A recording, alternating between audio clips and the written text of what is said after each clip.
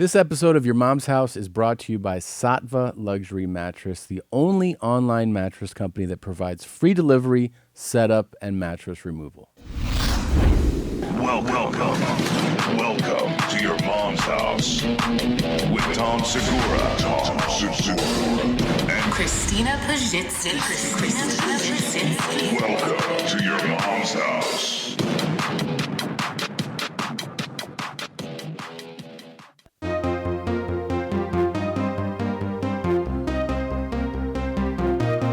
So, Tom Segura and I are really good friends. Tom and his wife Christina started a hashtag on why is Bert so fat, saying that I'm fatter than Tom, which is not accurate. I'm not fatter than Tom. I got the joke at first. It just hasn't gone away, and it's been like 3 weeks. And all I get are Bert fat tweets all day long. Why is Bert so fat? Can anybody tell me that? Endless with the Twitter attacks. You got the mommies dropping bombies on social media platforms. Damn, Bert Kreischer, that's a nice shirt. If it wasn't so tight, sir, it's looking like it might burst. Facing the mirror is clear, need of a diet, perspiring, you're confiding in your appliances. That microwave is how you start your day. Tom and Christina say that something's gotta change. Okay, you're gonna try to find a way to say that Tom's a heavier set, but we know better, you bet. You're such a nice guy, but twice as wide. And why don't you decide to shrink your size? And you're such a nice guy, but twice as wide. And why don't you decide to shrink your size? But the thing is that no, but I am really. But the thing is that no, but I am really.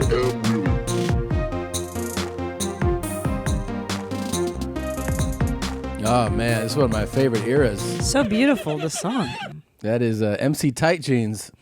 Back in the day, that's during when we really kicked off the Who is Fat, Bert is Fat, Why Are You So The Fat? height of our era. And Yeah. The Bert is fat, the Tom is fat era. And I'm so excited to have him back today. It's going to be so much fun. And we watched a special on Netflix, Secret Yes, Time. Yes. Guess what? He's still fat. Yeah. Oh, and for those of you wondering, like, how did you watch it? He doesn't know I've seen it yet either. Oh, okay. It's because I got a screener. How did I get a screener? I'm a Hollywood movie star. I'm a television star. I'm a podcast star. I'm an international comedian. Writer, producer, director, I just singer, said dancer. I want to see this before the public see it, and people were like, "Let me give it to you." So that's how I saw it. You know what's interesting? That show, Insatiable on Netflix right now, Yeah. getting a lot of heat for being fat shaming. So, great. And there are like people wanting it to be taken down. It's so silly. I mean, I've started watching it. I'm 4 episodes in. I love it. Arden Mirren's in it, and she's fantastic.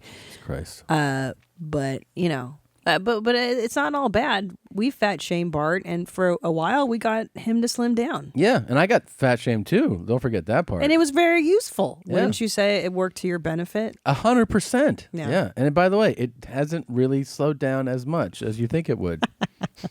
People comment to me pretty consistently. Yeah. Yeah. Well, how do you feel about fat shaming? I mean, here's the truth. I kind of feel like it's not good for you to be fat. So people are like, hey, we should encourage people to stay fat. Is that the thinking here? I'm totally on board with fat shaming. So- I a full endorser. First of all, I've experienced it. Yeah. You Yeah, know, I'm fat right now, and yeah, I shame I- myself over it. I shame myself constantly. I don't believe in loving myself at my fattest. No. I don't believe in accepting myself at No. my fattest. And I don't want to accept you at your fattest either. No. So, yeah, I mean, I know there's people who are like, it's horrible to do that. I think it's horrible to be as fat as you are. I think so too. It's unhealthy. Yeah, stop being so fat. Stop being so fat. It It's doesn't gross look to good. look at. Yeah. And yeah, you're gonna die sooner. Right. And here's the thing. overeating is an addiction of sorts, correct? Yeah. Would you agree? Unless it is truly glandular or truly a medical. What percentage of right. it? People are like, my thyroid acts up. Okay, so there's a handful of people who it's a medical thing. Sure. Yeah. But then for the rest of us who have weight, you're just overeating. Yeah. It's an addiction. So why, you know what I'm saying? You know you're not supposed to be that fat. You're if not supposed fat. to. But I'm saying that, so why don't we get into addiction shaming? Yet there are TV shows where we glorify shaming, intervention, for instance. Yeah. Isn't that the way? Then shouldn't we say, well, we can't drug addict shame? Isn't that? It is a shame. It's an They try to addiction, too. embarrass them, basically. That's yeah. right. So there are entire, and Hoarders, that's a show based on, that's an addiction. And if you're super happy and you're very fat, you're in denial. Yeah. No, you're not happy. You're not. You're not. No, that's not You true. shouldn't be that fat. No. It's true. It is true. It's true. No, nor should you drink a lot more than is I can't even- necessary, or I'm do drugs, or That's do right. anything in excess. Excess isn't good. All the addiction is bad, dude. I'm trying to take. I mean, like, I'm fat now. You're not fat. Well, I'm saying I'm actively still trying to lose weight. with, Yes, like, as am I. I'm losing baby working weight. out, Yeah. eating better, eating right. At my absolute fattest, if you had asked me, like, are you okay with your weight? Maybe, I don't know if publicly I would have been like, yeah, fine. If I would have had that lie going to myself. I know that privately, I definitely wouldn't have. And, you know, it's tough to accept the fat shaming at first, but then you're like, you know what? I need to hear this.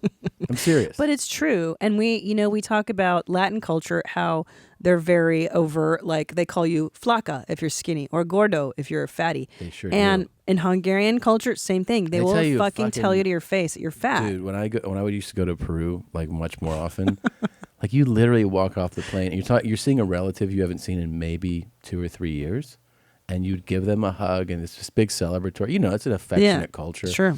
You give them a big hug, kiss. Oh my God, and they're like, "Estás bien gordo." And Yeah. they would tell you right away, "You look pretty fat." And Sure. you're like, God damn it, dude. And you're like, I just got here. Like, you're ruining my whole fucking trip. Yeah, But and it's they're so like stupid. that right away. Same with Hungarians. And I don't know what the stupid American thing is, that we should love ourselves when we're unhealthy. Yeah. We're overweight. It's not good. There's nothing good about being overweight. No, there's not. It is an addiction, like any other addiction, like alcohol. It's like smoking abuse. too much. It's why are we? And we have no problem shaming smokers. How come there's no campaign? Oh, you're cigarette shaming or you're Yeah. alcohol shaming. And sometimes Like, there is. There's it's not that good for pushback you. if you know someone in person. They'll be like, don't give me any shit about smoking. And sometimes I'm like, all right, I'm not going to give you shit about Go ahead and smoke. But as a general rule, the public is allowed to smoke shame. You're allowed Right. to go. So that addiction we're okay with because it's inherently bad. Right. But then again, so is being overweight. That's inherently Of a course bad it thing. is. The problem is there's so many people that are overweight, and there's such an overeating, bad food like culture that we live in here. Yeah. That people just go like, let's not all feel badly all the time. No, we should feel bad though. But that's how you change: is you feel bad, and you say, "I don't like how this looks. I don't like how this feels. And I gotta wanna live." change." Yeah. All right. So this is why we're doing Bert a service, is what I'm saying. We're hooking them up. Where am I?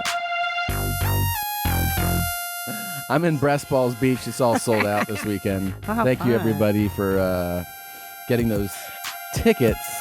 You know what I'm saying. You know what I'm saying? You feel me? What I'm talking about? Trying to see what's coming up after that. Shart Lake Titties. That's all sold out. There are, 60 tickets left to the Late Show in Eugene. Poogene. Poogenes? Poogene. Poogenes? Boys Seed, Idaho's all sold out. There's tickets at the second show added in Spall, Sacramento, Fresno, Fartno, California, Bakersfield. Those are in October. Fart Myers, Jack Me Off Phil. And the second show in Orlando, only has 300 tickets left. That's November 3rd. Augusta, Georgia is also in November. The second show in Montclair, which is Wednesday, November 14th, that has some tickets. And the third show in Philadelphia, that is November 17th at the Merriam Theater. You can get tickets to that.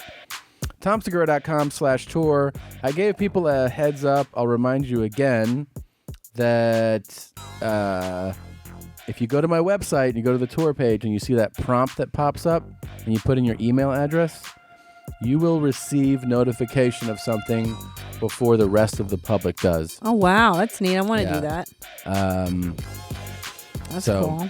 You know, I can only tell you that much right now, but go there, throw your email in, and you will get a message that you might like about some stuff I have coming up. That's all I can tell you right now. It's exciting. Yeah. Gene. Oh, guys, so Thanksgiving weekend, it's that Saturday when you guys are all sick of your family and you want to get the F out of the house. Come see me at the House of Blues in Man Diego, California. Tickets are moving really fast. There's only a few left on that one. And then December 7th in Fill Her Up, Delphia, I will be there. And then the 8th of December, Jew Dork Titties, 8 p.m. show is sold out. I've added a late show, a 10:30 show. Tickets at Christina P. online. Check it out. Try it out. Come in 4 strokes. Ali Zimzer wrote this. This is called Double Pipe. Oh, Ali Zimzer, I remember. Yeah, he's always got some good stuff. Zer. All right, Gene. This is a huge episode. We're going to have our great friend Bert Kreischer here. Bert Kreischer. Bert Kreischer is going to be here. There's so much to go over. Big news, too. We got big news to share. Big news to share. All kinds of things to talk about. Let's get into it, Gene. Bag of chips. Here we go. Sometimes, if the cow refuses, they'll stimulate its sexual organs. This unusual technique encourages the cow to lactate, its natural response to a calf attempting to suckle. This shit is big time! Who is Randy? Don't bring anyone mother into this. Yo, mom in the fucking stand! Welcome to your mom's house. It tastes like shit. What are you drinking? Just a cup of iced shit there. Iced man. diarrhea. You know what I'm saying? That was horrifying. Yeah. That's what they do in some cultures, I guess. Yeah, I had no idea. Well, no. What was he licking? He was stimulating what? I think he was licking her vag or blowing air into it or something. To stimulate the lactation? Yeah. But a calf doesn't lick the mother's vagina to get milk. I mean, it seems like it says it stimulates the sexual organ, and that's what does it. So, Huh. Wow. yeah. It's interesting. Yeah, let's check it out again. Please don't. Sometimes, if the cow refuses, they'll stimulate its sexual organs. Yeah, it is. This unusual technique encourages the cow to lactate, its natural response to a calf attempting to Oh, suckle. my life. Okay. Hold on. Young boys are often responsible for carrying out this task.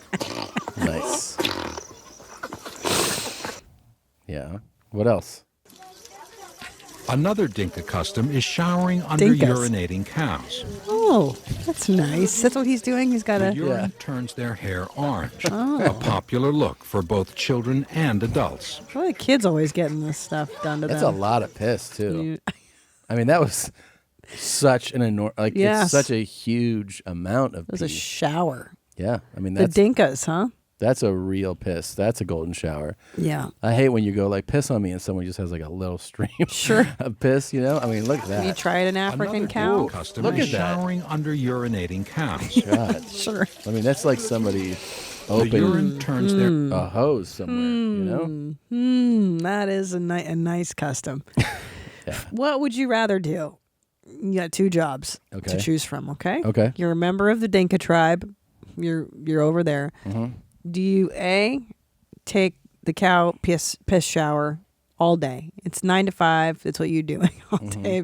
A cow pees on your head. Sure. Or once an hour, you stimulate the cow's vagina with your mouth. The way I think I would stimulate the vagina. with your mouth. Yeah, I think I'm not into as much the getting urinated on by the cow and like buckets of it. Okay, what if I change the parameters? But then again, I get that cool hair color change. Right, that's the whole point. Yeah. I mean, you could use Get that, hydrogen peroxide. That but Odell Beckham Jr. look. I don't even know what that is. I know. But you could use peroxide, hydrogen, but that's too easy. You got to get the cow urinating. What if it's just once an hour a cow pisses on you, or you stimulate the sex organs? Just once an hour. Or the cow pisses on me. How often? No, once an hour. It's like, ding, timer goes off, and you either get pissed on by the cow or you stimulate sex I think I organs would with stick your to mouth. stimulating. With your mouth on a cow's vagine. What he was doing. Dude, you're crazy. I would choose getting pissed on any day. Why? Because I don't put my mouth on a cow's filthy vagina. Well, first of all, how do you know I'm not turned on by that? You know? That would be a first. Yeah. You're into that? Yeah. Baby, it's an animal's vag. It's not that big of a deal. Okay. I think I would do it and have no problem with it. I would rather get peed on. Really? Yeah. I mean, you realize that you're covered in, like, It's for me, fine. I'm like, and then I'm back to doing what I do. You're just drenched in cow piss. Just my head. If you see how No, he it does was dripping off his face. Right. It was But okay. But then I can put my head in underwater, and then I can What do you wash think the you piss. smell like after that? It's not Good. lavender body wash. Yeah, but in the Dinka tribe, maybe they like the way that smells. Oh, now you're moving to the whole tribe. You're You're a member of the tribe, dude. That's number one. You're moving to wherever these people live. You're sleeping in their huts or wherever they live. You're doing the dances, and you're licking the cow vag. Yeah. Okay. I don't think so. Okay. I think it's fine. I think I'm fine. I'll tell you what I'm just distracted by right now. Oh, how beautiful I am. Yes, How number skinny one. I am. Yes, number two. My Starbucks service is going downhill. Oh my God. My A1 Starbucks. I've noticed some turnover. I noticed some of the higher performers are gone. Now, this is the thing, is that I've noticed that you're a connoisseur of the Starbucks in our neighborhood. You tried them all, and this few. is your favorite place. Best location. And this is because they know your order when you come in. They say hello to you. They have great customer service. They're on top of it. They're just, it's just. I mean, you go out of your way to go there because the other ones are drive-through. This one we have to park. That one, I mean, the drive-through one is chaos. It's at an exit for the 101. Terrible. Yeah, it's chaos. It's at a gas station too, Yeah. and there's a line of cars that clutter up the gas station and the boulevard. It's a really bad place for a Starbucks. It is. Now, but I'm saying that you go the extra mile and you park your car, and often you make LJ and I wait in the truck while you go in and you get your your diarrhea in a cup, and then But you're telling me today your experience was different. So what happened? Well, I've noticed it. Like there was a couple like really great employees there. Yeah. I mean these people seriously. I walk in, they go, "Hi, Tom."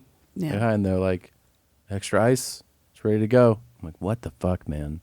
Like that. Yeah. They know you. They anticipate your needs. And I see them do it to other people. It's not just me, movie star, TV star. Sure. It's other regular, common, petty people. Right. You know, like, poor people. Yeah, peasants also got good attention from them. Sure. So I would be like, wow, even like a regular, bottom dweller is getting nice attention from them. It's not just, this celebrity guy comes in. Sure. So I was like, this is the Starbucks. And I noticed probably 3 or 4 faces that I would see on routine that I'm like, these are all-stars. This is the best location I've ever been to.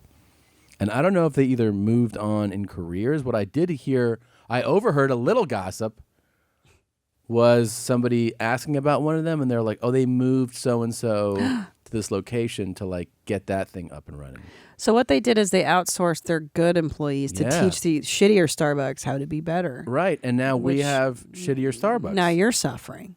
Such bullshit. It's so dumb. It's like what they did in the late 80s and 90s here in LA Unified School District. Mm-hmm. They would take the gangbangers from the bad neighborhoods and then bust them into the nice ones. And you're like... I think that's a nationwide thing, babe. It's is that not just LA? Yeah, no. It's giving people an opportunity to go to better schools. It's a bad idea. It was a bad idea. Here's the thing: if it's not LA, I don't care about it. Right. No. So, no, it was a horrible idea. No. And then they took the good kids and put them in the gangbanger schools. Wait, they put kids in gangbanger schools? Yes, they Why did. would they It happened do to Brody Stevens. Why would they do that? Because it was an exchange program, right? They take the kids from the rougher neighborhoods, put them in the nicer ones, and vice versa, and it ended up being a huge disaster. Okay. So this is what I'm saying to Starbucks as a corporation. Bad idea. Bad idea. And it's a big thumbs down from me. Yeah. Very disappointed. What happened today that you felt that you were not served well? I mean, there's just little things you notice. First of all, I noticed on that app yesterday that when we stopped at that same place, you wanted water. And so I tried to get you a water on the app, and it said sold out. I was like, oh, they're sold out of water. That's crazy. And I went in there, and I saw like 200 bottles of water. So I told the lady, I go, it says sold out on your app, but, just so you know. And she's like, oh, what happened was we probably were sold out at some point, and somebody just forgot to turn it back on. And I go, okay. And then I came today, it says sold out again. Still. Yeah, and the same girl's there. I didn't bring it up, but I'm like, oh, they're just like missing a beat, And that was yesterday, so they had a full 24 hours to rectify the situation. And I know that some of you losers out there listening are like, give them a break. But that's why you're a fucking loser. Right. It's because you have low standards. Sure. I have Sure. higher standards because I'm a fucking winner. Right. I agree. Yeah, you've got a winner's attitude. I love Starbucks, as you know. Yeah. I was a barista in the summer of 1997 at Just the do whatever your job is. Try to do it well. Tarzana Stop being location. A piece of shit. Yeah. I'm a trained barista, and I believe I love Starbucks. Oh, I saw you here this morning at the house go flip, flip, flip, flip, and you just you that whacking the pod in portafilter. there. Yeah. Whoosh, whoosh. I steamed the milk. Whoosh. Impressive stuff. I did the call right. Yeah. Double tall, non-fat latte. Non-fat latte. Double tall. But anyways, I'm just like, well, I don't like to see you upset. And you came back in the car and you were very upset about your level of service. Well, they were really, they're just dragging. They're just dragging in there now. Yeah. And then there's 3 people waiting, and it still takes you like 10, 15 minutes to I'm getting an iced coffee. Come on, man. It's the worst. Get your shit together. Yeah, it's the worst. Whatever. Well, I'll tell you why I'm disappointed. And I agree with you, Starbucks, because they really do put a lot of priority into training their people to be good. I know. And to be efficient and to be familiar with the products and to know everything. So I'm a little upset for you because I believe in Starbucks as a company. And I know that this is my version of Top Dog. It is. And I didn't want to point that out and be a complete wifey to you. Yeah. This is basically the behavior. I'm becoming my father. I understand that. I understand. Yeah. So you're boycotting McDonald's? Yeah, well, I love their coffee. It's the best coffee. Right. Yeah. But they've gone to 2 drive-through lanes. Yeah. And so what happened is, timed it. Yeah. That the lanes, the other day it took me 13 minutes to get my coffee through the drive-through. Yeah. And because even though they have 2 lanes, they don't process it as fast as they should. So so from a customer point of view, it's actually taking longer. And I talked to them about that. And what do you do? See, I'm becoming my dad. He talks. Here's the second step, though, Jeans. Yeah. You're voicing your opinion on this show. Right. You need to be talking to corporate headquarters right now. No, because that's a few years from now. I can't I can't go full dad yet. That's another level. Right now, it's like I just keep it internal. I'm not trying to get someone in trouble. You know what I mean? No, I'm not don't trying to do get that. someone I don't like fired. that. I'm Yeah. not trying to be like, I'm just venting to you and hundreds of thousands of other people who listen. But I'm not going to go pull the manager aside. Well, that's a full fucking dad move. That's I'm when not you're ready for it yet. really angry at the world. Like, this is like a level I'm just 5 irritation. I'm venting irritation. That's It's it. somewhere to put your complaints in the world, somewhere to be angry. Yeah. But then Don't when you have a customer service? I don't know. Let me think. With Starbucks, I am disappointed because as a former employee of theirs, I believe that they should have high standards. They're a great company, and they do work really hard. Yeah. I'm sure there's tons of stuff I feel the same. I get irritated about. I mean, they get the blacks out of there quickly. Like, they do things right. Well, you know, they closed down for sensitivity training a while back. Oh, I went that day. Yeah. I walked in. I tried to walk into So one, stupid. and I see all these employees. I'm like, hello, and they're like, we are racist when you're training right now. And I was like, oh, sorry. They wouldn't let me in because I went there Interesting. just as they were closing. They were like, no whites allowed. yeah. And I'm like, what? What? I They're thought like, I was allowed. We in want here. you to experience it now, bro. I get annoyed too with long lines at coffee places because efficiency is key, definitely. And if you're waiting and you're like, dude, fucking kill me. I don't like that. I get more annoyed with airport slowness and airline inefficiency. Yeah. I get annoyed where it's like a late night or a late flight. You're on the last flight of the day and you're waiting and you're waiting and you're waiting. And then they go, oh, the flight's canceled because the crew, they timed out or something stupid. And you're like, wait a minute. What does this have to do with me? Like, that's your poor They're planning. Like, no, it's FAA rules. Yeah. They can only work 10 hours in a row. And you guys hadn't thought of this sooner? Right. Because they're supposed to be here, but then they're not here. Right. Yeah, I've been there many times. And you're displacing so many people by doing that. Like, oh, great. Now I'm spending the night in fucking Detroit because you guys can't think 2 steps ahead. I have spent the night in Detroit. So have I. For that. And one of the best things about that one Horrible. time, we got delayed at the gate, and they're like, you're not going to take off. Everybody's like, the fuck? No. And people get, and they're like, it's crazy. Just get on the shuttle and go to a hotel. And then they were like, and you have to pay for it. Oh my God. And everybody got so angry that I just couldn't believe that this is all it took in the United States, at a major airport. Everyone was like, bullshit. And they're like, all right, we'll pay for it. Like they switched at the counter. Yeah. Well, they should pay for it because you bought a ticket for a specific service at a specific time. I know. And now you're displacing people with small children, guys like you. You may want to get back to your family. You don't want to spend the fucking night near Detroit Airport. No, I know. But domestic, I don't know why. I mean, I know a part of it is just like the incredible volume, but domestically, the U.S. airline industry is a fucking shit show. And you know what? And you go anywhere it's a disaster. else, and it's so much better. I will tell you, in Canada, in Middle East, believe it or not, of course, better in South America. Yeah, it's way better Africa, in Asia. Of course, it's better everywhere. We were in South Africa. It's fantastic. It sucks here. I know. It sucks. UK, great. Yeah, it sucks dog balls here, and they have a monopoly, and they can treat you like shit. From another country, and you're coming here, get ready. Know that it will suck. It will suck. And they don't care. They don't fucking care. They have you by the balls. They have you hostage. It's a bummer that Branson's airline didn't work out domestically. Yeah. I think he's folding, right? But I think I don't think they sold it. Oh, Yeah, I mean, he did it great though. Alaska Air or something. Because Virgin was my favorite one, and I would always try to take it. Because he tried to bring a little bit of the international airline flavor. Dignity. Here. You mean treating the consumer like a customer, like a valued? But the whole thing is fucked. It's that so many customers are animals. I mean, I'm around that too. Of course. So people are absolute pigs in airports. You see it all the time. Sure. There some of them treat the employees horrifically. Of course. The employees then treat the customers horrifically. It's overcrowded. It's they make the planes too crowded. It's too small because there's somebody that measured and found out you can stick extra seats in and you can sell those for this amount. So it's like people are cramped.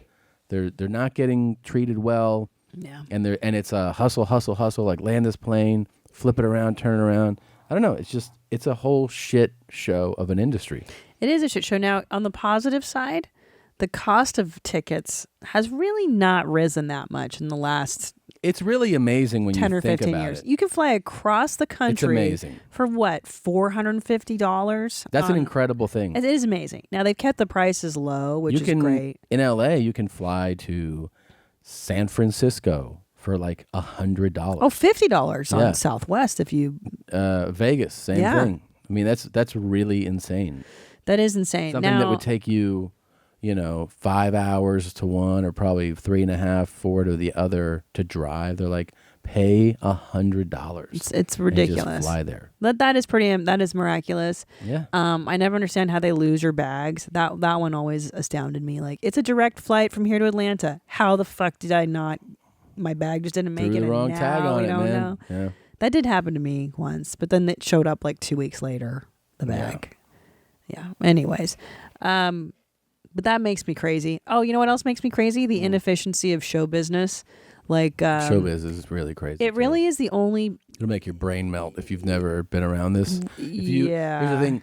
The millions of dollars. The idea that there's no if most of you who have a regular job have some form of courtesy in your job, meaning that, somebody calls you and you go, leaves you a message like, I don't know if we're going to, like to work out this deal where you guys sell us this. And let's say you're not. Most people go, no, I'll call that person back and just tell them that we are not going to do the deal with them. Right. Oh, that's called courtesy, though. Yeah, like that that's common normal. just courtesy. That shit absolutely doesn't exist. And it's one of the things that's taken me the longest to get used to, that if you don't want to do something with somebody, you just ignore them. You ignore them. Well, I'm talking about the actual monetary inefficiency of shoots and productions, for instance. That's another crazy thing. Like your call time, they'll be like, Tom, you got to get here at 5:00 in Santa Monica. So you're sitting in rush hour traffic, you're getting there. And then you sit in the trailer for 5 hours because they don't need you until 11 p.m. But you got to be there at 5. I know. It's always like, let's just get people here. Or... But don't get me there. Or the star who doesn't show up, and you've got like the unionized crew who's been there since 5 a.m. I worked on a television show. I won't say who this is, but you've got the union guys who are putting together the sets, breaking shit down every night. They're there before anybody. They've not slept. They're there. They're making everything perfect, lighting, camera, and then the star doesn't show up because they decided they needed to sleep more that day. Yeah. And everyone else waits for them, and it's acceptable. Throwing money out. It's crazy. Here's the other one that annoys me. Doctors. Doctors are it's the only business where you can just make people wait for fucking hours. Like one time we went to go get a scan when I was pregnant. I mean, we waited for 2 hours almost. The doctor didn't. But you can't make them Doctor's wait. not there. Oh, no. You got to be on time. Yeah. He gets to come in and do his thing with you whenever he feels like it. It's intellectual arrogance is what it is. It's crazy. Because they know that they're special and they know that they have the skill that can make you wait. Yeah. Because if you go like, this hurts and I don't like, how can this not hurt? And they're like, you got to come see me to make it not hurt. And then you go there and you're like, I'm here when you said to be. And they're like, well, it's when I'm ready. Well, you sit in the waiting room for half an hour to 45 minutes. And you know what we then should do we'll to bring get back you at in. doctors? Just make them wait for everything else. Like if you're a doctor and you make an appointment with anyone, that's a they great should idea. see doctor in your name and be like, oh, I'll just make you wait. Yeah. Make you wait in this room, and then we'll make you wait in this other room. Yeah, like you're like, hey, I didn't want to upgrade my phone. I'm Dr. Harrison, and they're like, oh, yeah, just stand right there. I'll get to you in a second. Stand there, yeah. Yeah, and then like 45 minutes later, be like, yeah, we're gonna get to you. I just talked to this All other these guy other about people. his phone. You want to get your oil changed, Oh, Dr. Matthews? Gosh. Yeah. There's no one here, but just wait there. Just wait. But could you imagine if you or I showed up late to our jobs of entertaining hundreds of people? Do. I think it's so disrespectful. It makes me crazy. Lauryn Hill, and then Guns N' Roses. What's his name? Axl Rose would show up hours late. And hours, you like can't 3.5 do this. hours late. It's crazy. But could you imagine you and I showed up an hour late for our stand-up? Like we'd be fired. People Cat would go Williams crazy. was showing up pretty late for a while. That was the word on the street.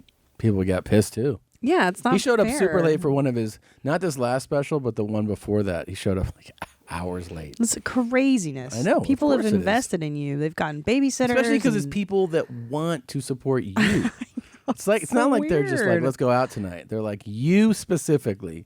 I want to Yeah. give you money to see you do this thing. That's so funny. I don't know. It's nuts. Hey, should we talk about our big big news? Yeah, sure.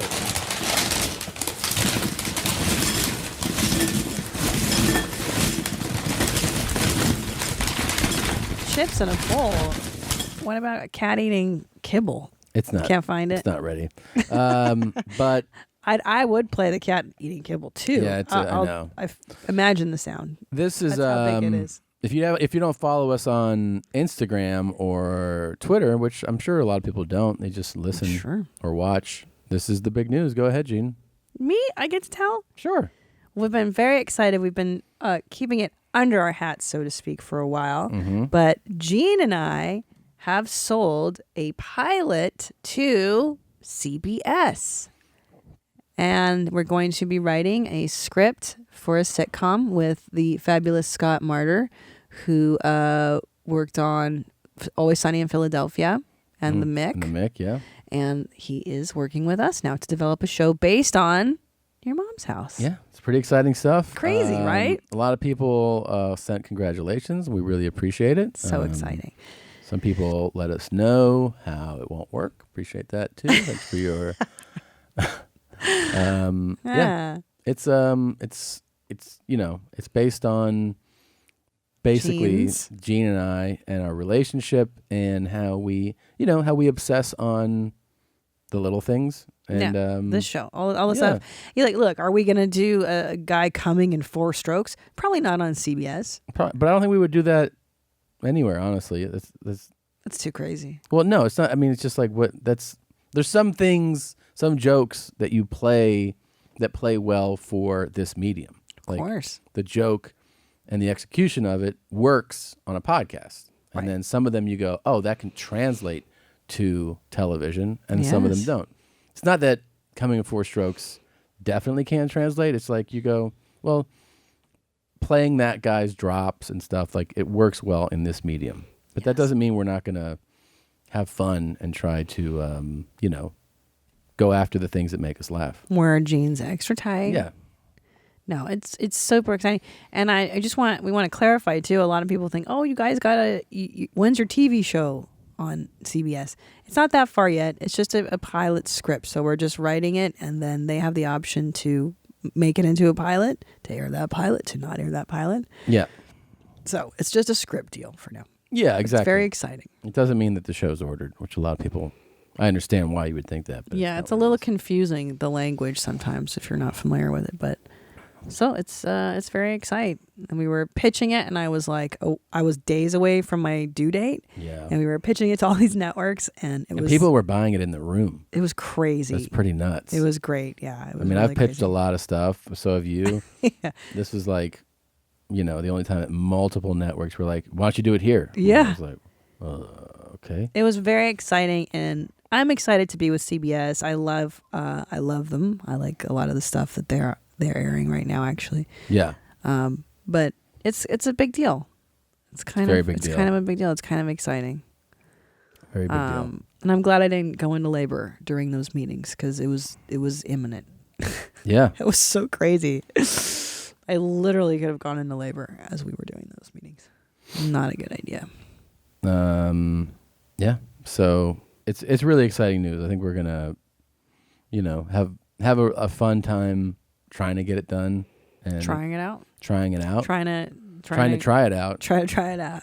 And we'll hopefully have success in it. And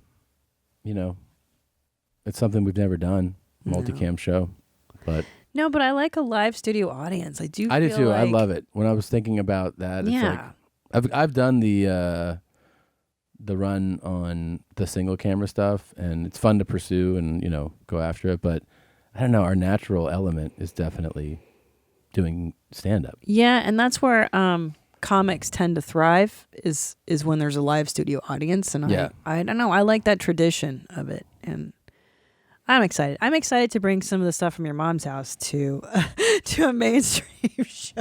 Yeah. I'm excited to find out how much stuff we can actually sneak in there. I know. I also want That's the fun part. Exactly. I want the those sneaky moments. Yes, try it out. Yeah. Tom, try it out. That's going to be fun. What is this? It's a new drink. I'm like, try it out.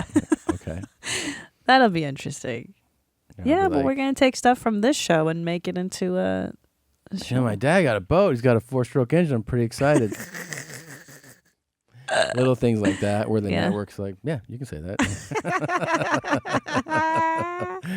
I love it's always like just a wink at the, Your Mom's House audience. Oh, that's going to be good. Yeah. It'll be fun, man. We'll see. No, it's going to be great. So there it is. And, yeah, big day. Big news. Day. Big Gene news. Yeah, it is exciting. Sure. I never like I said, I never had that experience either. And I've pitched many things. And you and I walked into these big network meetings, and we sold the show in the like literally after we gave the pitch. They were like, "We want it." We're like, "What?" Yeah. It never happens. It never happens. I know. Not in my whole career and all this time. No one ever wants anything I'm doing. I know. Except for now, That's which nice. is fantastic. And you know what? We have the fans of this show to thank for it. Definitely. Without you guys listening to us, we're just a couple of dickheads talking about farts. We still are. We still are. But yeah, thank you for being there. But now we can talk about farts on CBS. A quick reminder, we are streaming new episodes of this show every Tuesday at 9 p.m. Pacific. That's 2 hours before the YouTube video drops. And you can watch it with us. Blue Band is in there. I joined last week. I'm at DJ Dadmouth1. Sometimes Christina jumps in. She is Queen Jeans 1. That's right. And we watch Classic Jeans on the weekends. It's twitch.tv/YourMomsHouse Podcast. Here's another Seagal FGT RTD. We got to ask Bart what he thinks that stands for. You know. First cook tongue replaces that dick. There's so many versions. Somebody wrote FGT RTD is fat girls twerking around that dick. Yep. That works. Finna gargle that rancid tasting dick. Yeah. That's from William. From gums to really tight dentures. That's Chris. For genital time, reach top drawer. Find guys that really throw dick. Yeah. Face goes to rear to delight. Oh, I like that. Those are all from Mike right there. Thanks, Mike. Yeah, so really interesting. Oh, I finally got the answer to let me see if this is here. Oh yeah. You know that this guy, right? The infamous Yes, I know. I know. We've watched this several times. Yeah. It's burned into Where is my he? brain. He's there. Why is he not here? I don't He's know. going to get crushed. Oh, yeah. Don't worry. There he is. Here. Hold on.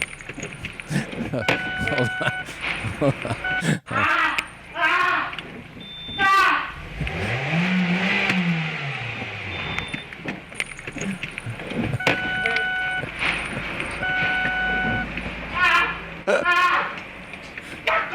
There it is. Okay. So this all this time. This won't be in the CBS sitcom, just so you know.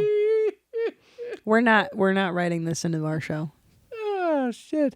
I've mentioned that it'd be great to understand what the hell he's saying there. Oh, to really fully milk the moment, huh, Tommy? Well, to really understand this man's suffering. So here it is. So I've been watching some of your past episodes. Notice Tom really enjoys the video of the garage worker getting backed into. I'm a Canadian living in Taiwan with my wife.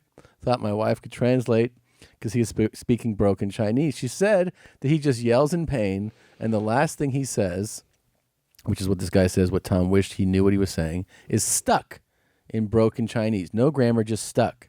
So he's saying that he's stuck. She found a link. I've mentioned this before. She found a link to the news footage because it happened in Taiwan. Oh my God. And it said the worker didn't have any major injuries, just bruises. Thank God. Big fan, Mike. So that's pretty cool. Well, I'm relieved to hear that guy didn't have any major injuries. A lot of people had asked about that over the years, and he didn't have any major injuries. Thank God. Yeah.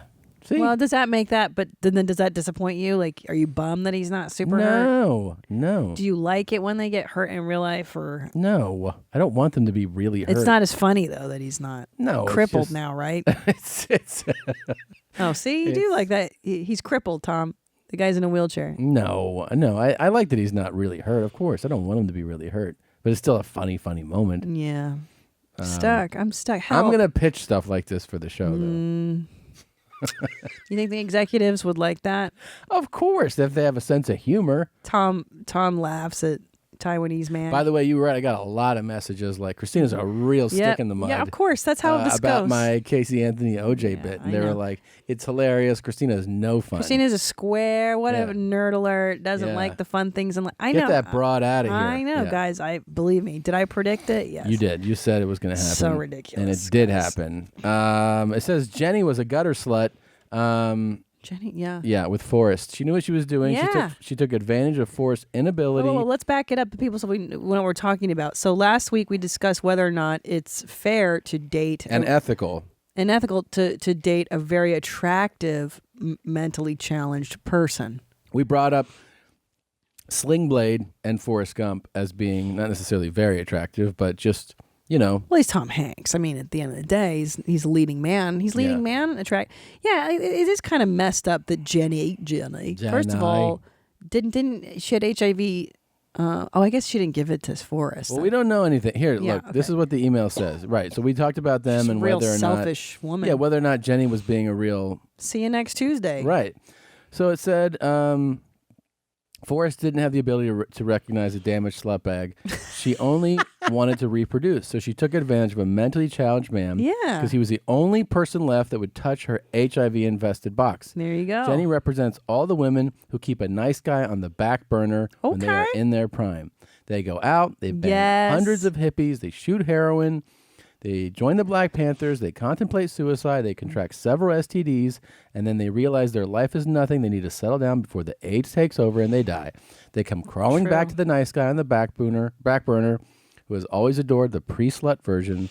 They are now damaged goods, but the nice guy doesn't know about all the coke binges, acid trips, and gangbangs she accumulated over the years. All Forrest sees is that young girl that protected him from being teased and showed him his first pair of tits. Forrest would have been better off becoming gay pirates with Lieutenant Dan, pillaging other boats for their shrimp and booty. If you ask me, that sounds much better than being a single parent living in Bumblefuck, Alabama. True that. Raising this autistic child. I didn't know that was a thing. By yourself because your dead gypsy wife couldn't stay away from dirty needles and random cock. Congrats on the CBS pilot, Kyle.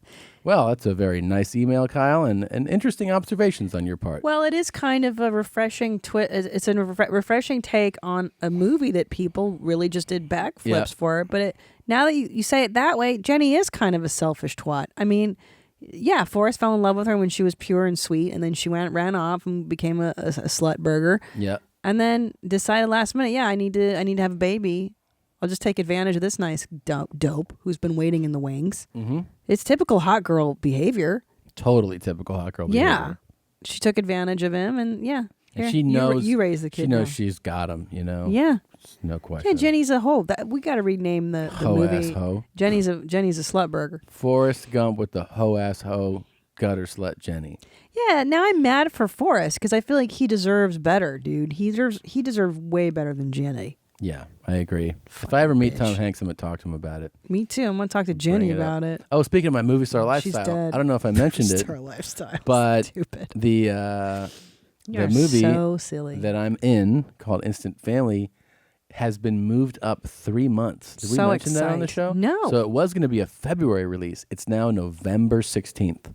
Which is very exciting. Yeah, we went to the screening. It's a great movie. I have to tell you, and I'm not just saying this because you're my husband and I adore you and I find you to be infinitely talented. You're amazing in this movie. You are amazing. You're so funny. You're the funniest part of it. But it's a really good movie. The movie is solid. I cried. I don't. What moves me to tears? No. I made big shits. Yeah. Big shits and big tits. Yeah. I have Teflon in my veins. Yeah. I cried like a baby during this movie. It's a beautiful movie. And it's so funny. It's got so much heart. It's a great holiday movie. I'm so excited for people to see this. I can't wait. It's so good. And you're so good in it. The one thing that's weird, and you guys are going to notice that his beard is so dark. They took the gray out of your beard. Yeah. So I was like, when I saw you, I was startled. I'm like, that's not my gene. It's true. It's pretty amazing. And your character's so funny, and they dress you like such a chachi. I love it. It's so funny to see you being a fucking dick character. It's great. Yeah. That's your wheelhouse, asshole. But I'm very excited. That it comes out in November, and I think it's going to be, I don't know, I think it's going to be a big movie. Guys, I got to meet Mark Wahlberg at the screening, and he shook my hand.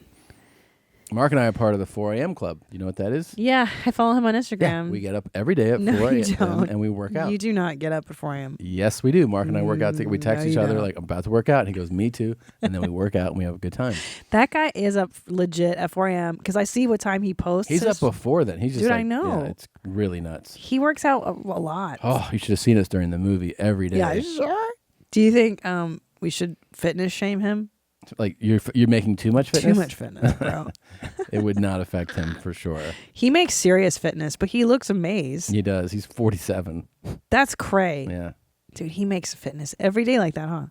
He's doing right now 47 days in a row, like because he's 47. 47 days in a row of getting up at 3-something to work out. Of making fitness. Of making fitness. What time does he go to bed, you think? Probably pretty early. Like 7? I think he's in bed pretty early, yeah. Guy takes care of himself. Let's see, how many hours is that? 3 and 3. You have to go to bed super early to get 8 hours. He's going to bed at 7 p.m. He probably is. Shit. He probably is. That guy is really dedicated to the fitness game. He is. Yeah, fuck Jenny. Now I think about her. She's really a selfish twat. If I ever meet Robin Wright, I'm going to tell her the same thing. Hey, Jenny was a fucking selfish gutter slut. Really? Yeah. Now, House of Farts is coming back, and Jenny is starring in it without, what's his dick? Kevin. Because of Gay his... Kevin, because of his whole thing. Do you know the Gay Kevin's movie? Butt fucking Kevin? Butt fucking Kevin came out this weekend. He's in this movie called Billionaires Boys Club.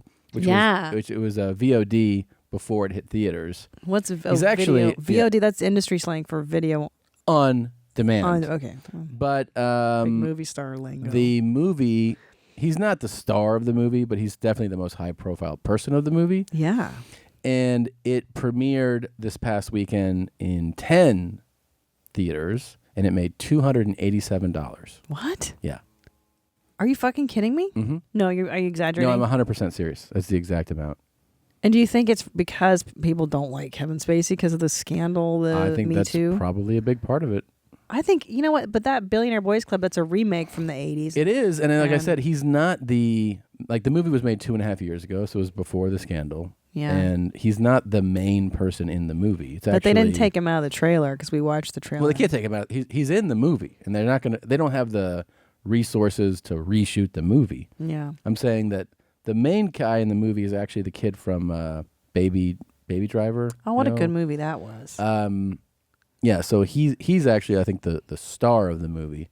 But anyway, the movie just tanked. You know why, though? I think, too, it's not in the zeitgeist. In the 80s, people wanted to see movies about kids being wealthy and shit dicks, and now it's like it's kind of It reminds you of you just not. It's not. Maybe it's the time. It's nobody wants to see that shit right now. We got this email, Gene. It said, "I've listened to every episode from day one, way before fucking camp. I'm in the middle of moving out, listening with my headphones to Mom's House podcast episodes 333s through 340." Laughing my ass off. My fuckboy polyamorous neighbors came over with a beer and said they were sorry. At first I was confused, but then they said, "We thought you were crying." Crying, motherfucker. I guess that's what it sounds like when you listen to your mom's house alone in your house with headphones on. I have to get back to fucking camp. Later, mommies. Fucking camp. Emmanuel. Isn't that funny? That's hilarious. Big words. Man, fucking camp was one of my favorite drops. Oh, yeah. Fucking, I know. That's from a Tourette syndrome documentary where this little girl, that was just her who says it. Yeah. She gets sent to this camp and she goes, sometimes they go to Tourette's camp so that they're with other children who have the same thing. Fucking camp. Sometimes I say words. Yeah. She swears like fucking camp. Well, she says another word. What does she say, Tom? She says a word that starts with N. Yeah. Yeah. What? Nincompoop? Yeah. Yeah, and then I'm saying swears like nigger and stuff. Big words. I mean, yeah. She's like 8 years old. She's cute too. Yeah. Which you're like. And then I said he swears. He swears. I don't know. But she's hearing it somewhere. She's hearing that. Look, our kid doesn't know that word. Yeah. You know what I'm saying? We don't say that stuff at home. Really? You know who probably does know that word though? You know, big words. Our guest, I'm sure, knows that word. Her guests? Our guest coming up. Oh, Bert? Yeah, I'm sure. Bart? Yeah. You think he says it all the time? Probably. Okay.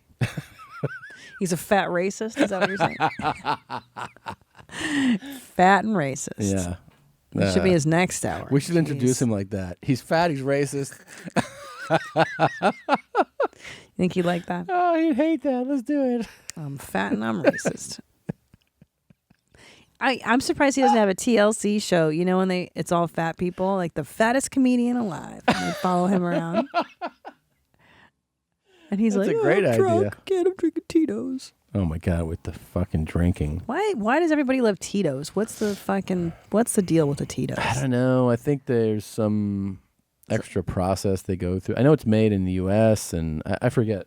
We'll ask him. He's definitely an expert. I mean, he knows. Yeah, we should. It's like when everyone was drinking Zimas in the 90s, huh? Yeah. Hey, here's a P question. Hey, Jeans, I'm in the middle of a level 5 brown at the moment, and a question came across my mind that requires further investigation. Why is it you can pee without shitting, but you can't shit without peeing? I've never shit without the preliminary pee stream, so it begs the question, why? Oh my God, that's such a good I would question. love to hear feedback from you. Maybe the pee stream is the redheaded stepchild nobody talks about in the whole farts push the shit out debate. Is there a deeper meaning?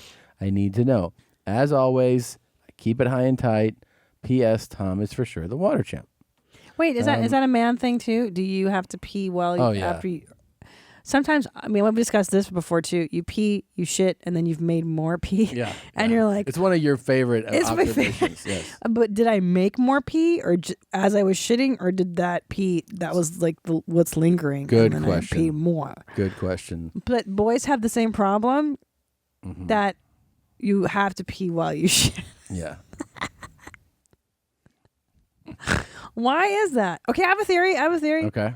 Okay, maybe the bowel muscle, it's bigger than the pee muscle. So when that muscle is relaxed, it's adjacent to your bladder. Or I don't know. Maybe everything relaxes down there. It's good. It's a good Dr. Drew question. We'll ask him that. gotta I'm write sure he'll that be down. thrilled to hear this new one. Dear Dr. Drew. Do you want to see this clip of Bert swimming? Yeah. So when you're ready. It's pretty cool. I think you'll like it. Okay. Ready? No, I'm writing this down. I know. That's the part that you gotta. How come I can pee while I shit, but not vice versa? It's really interesting. That's real. Yeah. That is nasty. That was a footage of a Bert lookalike, and he pooped in the ocean. And he sharted like diarrhea. Yeah, but so much came out. So much diarrhea. Yeah. And I don't think he knew that diarrhea came out. I think he kind of picked up on it, babe. No, he didn't know because he didn't look embarrassed. He thinks he just farted, I think. You think he thinks he just farted? Yeah. He's looking at it. He's looking at his whole stream of shit. Of diarrhea. Yeah, look, and then he's like... I felt that. Now I gotta swim through it. So now he knows. Oh, look at it. It's everywhere. He knows. The fish are going to eat it, though. That's gnarly. Can I ask you a question about hemorrhoids? Yeah. Yeah. Well, I have them now, and I'm trying to remember. I think they went away just naturally after I had Ellis. By the way, I just want to put it out there. I think this is a good Bert topic, too. Oh, I'll hold on to it. He definitely has hemorrhoids and probably has for decades. He's probably going to have so much insight into hemorrhoids. I mean, he's a guy you look at and you go, hemorrhoids, should I talk about it with this guy? Yes. He definitely. Absolutely. Okay, well, I'll save it for Bart then. We're definitely going to introduce him as fat and racist. The fattest racist comedian alive. This guy uses the N-word all the time. Oh, my God. Remember this one? This from those days? Yeah. Shout goes out to Tom Segura. Yeah. Christina Pajitsky. And shout goes out to Fat Bird. Crazy lows up here. Know what I'm saying? Know what I'm saying? Yo, Bird is fat. I didn't mean to blurt that. Chewing up strawberries like a fucking fruit bat. Guess what? We have a new Crazy Lokes diss track. You're kidding. Yeah, he made it just for this appearance. I'm so excited. I can't wait. This is an old one here, but I guess. Oh, shit. I got to go. I got to take care of my test. All right, so here's the deal, man. Here's the deal. We're going to take a quick pause. And here's the deal, man. We'll be back very soon with a huge, fat, lazy, shiftless comedian who will will wheel in here. Republican. No, we're very excited about it. So we'll be right back with burnt crystals.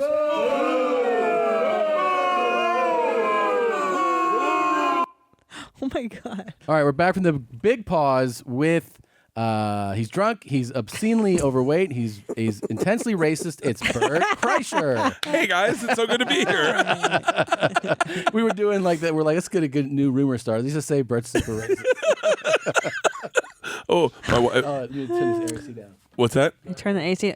He's bigger. Larger people get hotter faster too. So. I did Marin's podcast the other day, and he's got a new house. Marin's house is fucking gorgeous. Good for him. I walked up to it, and I was like, "This isn't his house. Mark Maron does not live here." I'm so glad he has a good house. Because his last house was pretty shitty for how much money that guy probably makes. Yeah, and then we went in to do his podcast, and he was like, and I go, "Oh, you got an AC in here?" He's like, "I got to turn it off," and immediately I started pouring sweat. Of course. Yeah, terrible. I sweat bad. I got to tell you, I know there's a bunch of stuff we're going to talk about. I saw the special. Did you? Yeah, I got an advanced screener of it. Really? Tom's a celebrity. Did you know that? Well, here's the thing. A movie star, television star, highly in-demand actor, writer, producer. Yeah. I just say, I want to see something, boom, it arrives. And I watched it, and it's fucking awesome, man. He did. He had his earbuds and he was laughing, and I was on the couch. Yeah, I swear to God. you, man. Pumping Thank my you. tits. I watched it front to couldn't back. I appreciate the shout out on the special thanks. What did he say? I did watch it. I watched the whole thing, man. Can I say or no? Am I ruining it? No, you can go ahead. Special thanks to Two Titty Tom. But here's the thing, man. It's so funny. I think it's gonna. All your dreams are gonna come true for your stand up, your career. But like the coolest things for me watching it was like there's a lot of funny jokes and funny bits. I feel like it perfectly represents you. Yeah. Like you are in the special who you are for real. You know, and that's a cool thing to see. Like I was like, this is 100%. Because sometimes you could tape something, shoot something, and you're like, fuck. Like that's not really who I am. Like, or that didn't come out right. Yeah. But this came out to be, this is you. Dude, thank you. This might be the best. I mean, I've never read reviews or anything, and you want your friends to like it. Of course. And so, thank you. No, I'm gonna hit you hard here in a little bit. But it was great. It was. It's really fun. I love the title. I think it's such a great. It's exactly what you do. It's secret time. Also a fucking throwback. It's funny to call it a throwback. It's a throwback to when comedy specials were funny. Yeah, right. It's like somebody up there there's no pretentious vibe. He's just like no bummers. No, it's just funny. It's funny stories and funny jokes and which a funny is what people want to see. I feel like thank you because I feel like sometimes I feel bummed out that I don't have like an angle that I'm preaching about. Yeah, these days everyone's got something to preach about. Yeah, and for me, it's just funny stories. Don't get me wrong, I didn't like it. I'm talking about. I'm saying other people might like it. Yeah, it's really great. Thank you. I'm very proud of you. I'm very happy for you. I have here's the audio thing they put out. Where is it?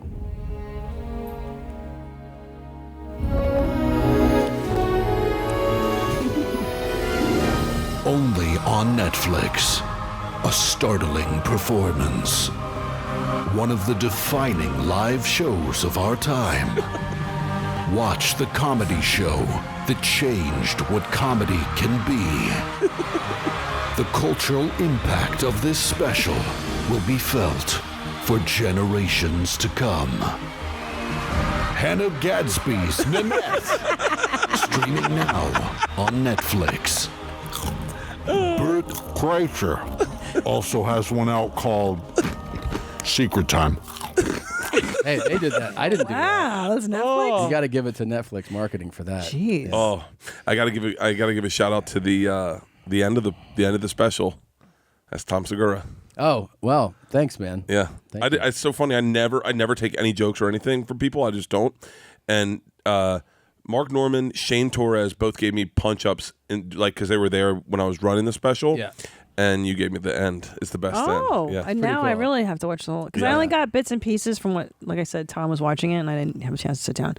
But I really love that you talk about Leanne. I love that. Oh yeah. You talk about your girls. Hard. Quite. By the way, have they seen that? No. Were they at the taping? No. Yeah, they were there, but they didn't see the taping. They did not see that. I mean. Like especially now, they know what's going on. Oh, it's not friends. like they're four. I know. I still think they're babies. They're friends all have fucking Netflix. They're gonna be like, especially like your oldest is in high school this Yeah, week? she's in high school. Her friends have Netflix on their phone. Oh, they're gonna be like, oh, your dad has something on Netflix? Let's watch it. You believed in Santa Claus last year? And they're gonna be like, hey, you know your dad said you're a fucking moron? Wait, is this your dumber sister? Yeah, I talk so much shit about them. Yeah. And I had to say to Georgia and Isla, I go, listen, I talk about you guys on the special, and I make jokes about you. You know I love you, right? And they're like, yeah. And I go, okay. And Isla's like, what do you say about us? I said, well, the first thing I say is my daughters are fucking idiots. And they both started laughing, and they go, we're not idiots. And I was like, well, you are. And then I told them the stories that I told on the special, and they're like, okay, I can see how that could make me look like an idiot. Yeah. But they're cool with it. Yeah, they're cool with it. They're fine. And Leanne totally is cool with it. Oh, yeah. Leanne can give two shots. That's the least. What about the lady whose name you give out? And you're like, you can Google Lynn her. Grusin. Yeah. Do you think she's going to get She hasn't seen it yet, obviously. She bought the website, lyngrusin.com. For this? So she can make shirts to fuck with me. That's hilarious. Dude, yeah. That's fun. Yeah. She's cool. Lynn Grusin, I call her cunt. And and I say she is. I'm being dead serious because she is. She really is. If you look at her face, she's the girl I fuck with her car. Look at her face. If you look at her face, you're like, oh yeah, you can see how she'd be a cunt. I put stickers on her car, and so like I used to do it all the time, and I would put like "Make America Great Again" when the election was going, and she couldn't get them off, and she would lose her shit. But yeah, really funny. That's amazing. The whole bit about, I mean, it's great, man. It's a great special. Thanks, it really man. is. Thank you. I'm excited. I have to watch it. Yeah, it's good. You're gonna have a fun time with this one, man. Thanks, Yeah. man. That's the best compliment I've gotten. Yeah. You and Forbes magazine. Yeah, Forbes magazine wrote like nicest this thing about me. And I was Forbes, and they were like, Bert's special can this comedian can transcend his party boy image into adulthood. And I was like, whoa. Huh. And they're like, wait, you're not going to start touring with a shirt, are you? No. Yeah. No, you Can you can't. imagine how upset people would get now? Like if you go on this 2019 tour and people are like, because you think that Showtime thing got you exposure. It's like this could be a even whole other bigger. level. And then you walk out and you're like, nah, I'm going to do the shirt thing now. People will be like, what? And what the about fuck? late night? Are you going to do Conan shirtless? You have to now. I guess I'll take my shirt off. Well, you know you have to. It's your thing. have It's to. your, Are you doing it like, this it's week? your I'm hook. doing it Monday. Well, you got to go shirtless, dude. I guess I have to. You're going to tape the I wireless look mics to your bad stomach? shirtless sitting because Well, my everyone my does. belly Everyone mush. looks Oh, for bad. real? Yeah, of course. Wait, so speaking of your wife and kids, we were talking about this right before. Yeah, what were we sat talking down. about? We said, well, let's not forget it. Getting out of a 90-day rehab facility? Struggling to treat your oversized liver? Check out Bert Kreischer's new 1-hour special, Secret Time. Only on Netflix. That's great. That's great. That's a good You do one. good promos. Thanks. Wait, what were we talking So about anyway, before? we were talking about how when we all kind of started hanging out together, that we lived in proximity to each other, and at the time you just had Georgia. Oh God! No, yeah. you had both kids when we met you, but Isla was just like I knew him a little while before you. new. I knew him right before Right. Isla was born, because I remember baby Isla coming to the green room at a club. That's crazy. I know, and I was making $700 a week. That's thinking that it would work crazy. out. That is so like it scares me now. Like I don't know what scares me now more. The fact that Tom's going to be 55 when his kids go to high school, or the fact that I was broke as fuck with children, thinking, Yeah. "Oh, this will work out." I know. I can't believe it. You had two littles, and they were so cute. We'd come over, and they'd be, naked time. I remember that. Yeah, naked time. Yeah. And I they're mean, watching their cartoons. I know people ask me, So they're like, why cute. did you smoke cigarettes and gain so much weight back in that time? I'm like, I think because I didn't think it was going to work out. Or like, not that you didn't think, it's like, you're like, this is a really high I forgot risk. you used to smoke. Yeah, I didn't smoke that much. Yeah, That you was- did. No, I didn't. No, he didn't smoke I'd that smoke much. around sets. I'd Yeah. like have a pre or post. And like, no, the thing is, you think it's gonna, like, you hope it's gonna work out, Oof. but your reality of the living situation you're in, Yeah. you're like, this is real, man. This better work out. Mm-hmm. I can't believe I did that. Like now looking back, I go, that was really irresponsible. So risky. It's just high risk, high reward. Yeah. And then now I go, if I could just get like 2 more years at this, I'm done. You got to do this for another 15 years. Wait, what do you mean 2 more years? 2 more years. They just need 2 more years of good touring. Yeah. And I can just coast. How could you coast after that? I'll just coast. You have just living. coast. You got living expenses. What are you I'll be Kids hosting gotta- a game show. Kids got to go to college. I'm ready to sell out. I'm so ready to sell out. Yeah? Yeah. Oh yeah. Well, touring is brutal. No, touring is hard as shit. Your schedule is so dumb. Yeah, I know. It's so dumb. I don't know another way to do it. Tell him why it's dumb. Let's tell him. Here's the truth. If I'm being honest, I know it's dumb because I did it dumb. So that's why I know. So like I know I'm not gonna give away anything, but I know what's coming up for him. And like, you've only seen North America. Oh my god. Do you know what You're that's gonna gonna? die. It's a dude. I know. There's a part of your thing. Yeah, I know. There's a part of your thing coming up, dude, where I was looking at the dates and it was like one city Thursday, another city Friday, another city Saturday, another city Sunday, and I'm like, you have Monday, Tuesday off, another city Thursday, another city Friday, another city Saturday, another city Sunday. Yeah. 2 days off, another city, like, dude, I'm telling you, it's so much different than doing Columbus this week, Hartford next week. When I did that run with Bargatze, yeah, you only did that for 1 weekend. I did it for 1 week, and I was a fucking mess. And you're gonna do it for a because year. you know me, I have a tendency to allow myself treats when I haven't earned treats, and so those mornings at the airport where I go, I don't want to be here, my brain goes, well, why don't you get yourself a treat? And then I'm like, okay, double Tito's and soda, sure. Oh, tell them. Yeah, why is Tito's? What's the big deal about I have no Tito's? fucking idea. But isn't there something about the way it's made or something? But why does everyone like it? It's I don't know. I have no fucking idea. Do you know that I drank so little? I thought it was vodka. I mean, It I thought is. it was tequila. Sorry. You thought Tito's was tequila? I was like, why does he drink tequila right now? By the way, I cannot no help idea. but go to my daughter's school and think about you every time I'm there. Excited for her. And She's think gonna about love what it. you were like when you were there. A monster. Those nuns, they straightened my shit out though. Without them, I would have been a wild dog. I'm serious. I was this close to like running the streets and just being crazy. One And of the those nuns dads, one of the dads was giving a speech about about the dad's club.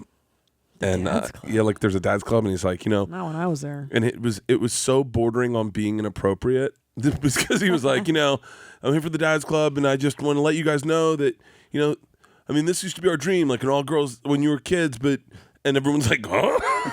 He's like, but you don't have to feel creepy when you're coming around and like hanging around as a, you know what I mean? Yeah. Everyone's like, just stop talking, and I'm in the back going, go harder, talk about the showers. I did this gig in Madison once. Yeah. Where it was at the club, but they're like, it's just going to be girls and their dads. Like a sorority bought out the club. Oh, shit. And I did this speech. I was like, no one is ever going to, I was doing like a set. I go, no one's ever going to love you the way your fathers love you. And all the dads were like nodding. And I was like, it's a love that you'll never understand. So and you'll probably wonder how you could ever reciprocate the love that your dads give you, because it's unlike anything else. And I go, and the only thing that would even come close would be if you were to take your roommate's panties and put them in a bag and give them to your dad. And I just stayed on it. I was like, your dad jerks off, and he wants to jerk off again. Like, he's not jerking off to your mom. Get your fucking roommate's panties, maybe socks, whatever they have that smells, and send it to your dad. And I just stayed on it, and there's like dads laughing, like really laughing, Yeah. and then just absolute Head shakes. Yeah, That is. but the staff was like, "That's the best moment we've had this year." I can't watch porn that even is remotely young. No. Like Yeah, yeah. So weird. because Georgia's 14, so all her friends are like they're young 14. ladies. Yeah. And I can't. I'm like, fuck that. Like, I have to watch old lady, like broken. Isn't that interesting? And it'll probably the age will keep going up that Yeah. you can respond to as your daughter's age. You know what I mean? Yeah, Like, I'm sure. It's normal. Although my father doesn't seem to feel that way. Yeah, your dad. definitely not. My dad just married a 34-year-old. Your dad fucks chicks younger than you. Yeah. Oh my god. Yeah. Crazy. It's so gross. By the way, so the school your daughter goes to, they did have father-daughter dances. Yeah. They do every year. And you have to go as a costume theme, I remember one year. And it's super creepy because you're like, wait, it's couples then. Oh, I already know my costume. What? It'll be Dane Cook and his girlfriend.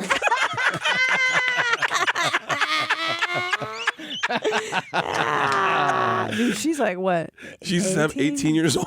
So crazy. I mean, look, if they're in love, they're in love. I'm not shitting on it. I can't imagine having anything in common with an 18-year-old. So painful. I have a hard time talking to my daughters. Oh my God. I can't imagine. Do you want to play some clips from the special? Oh, please, yeah. Okay. So, he's been waiting a lot. Can you tell he's been excited to have you, Bert? Oh, he goes, we're going to have so much fun with you when you're here. And I was like, in my head, I'm in the shower. I'm like, there's going to be a scale. No, so Secret Time, it comes out this Friday, August 24th. Yep. On Netflix worldwide. Exciting. It's a Netflix original. Worldwide. Here's a clip. All right, time to go. Walmart. Time to go Walmart. Eat all goddamn donuts.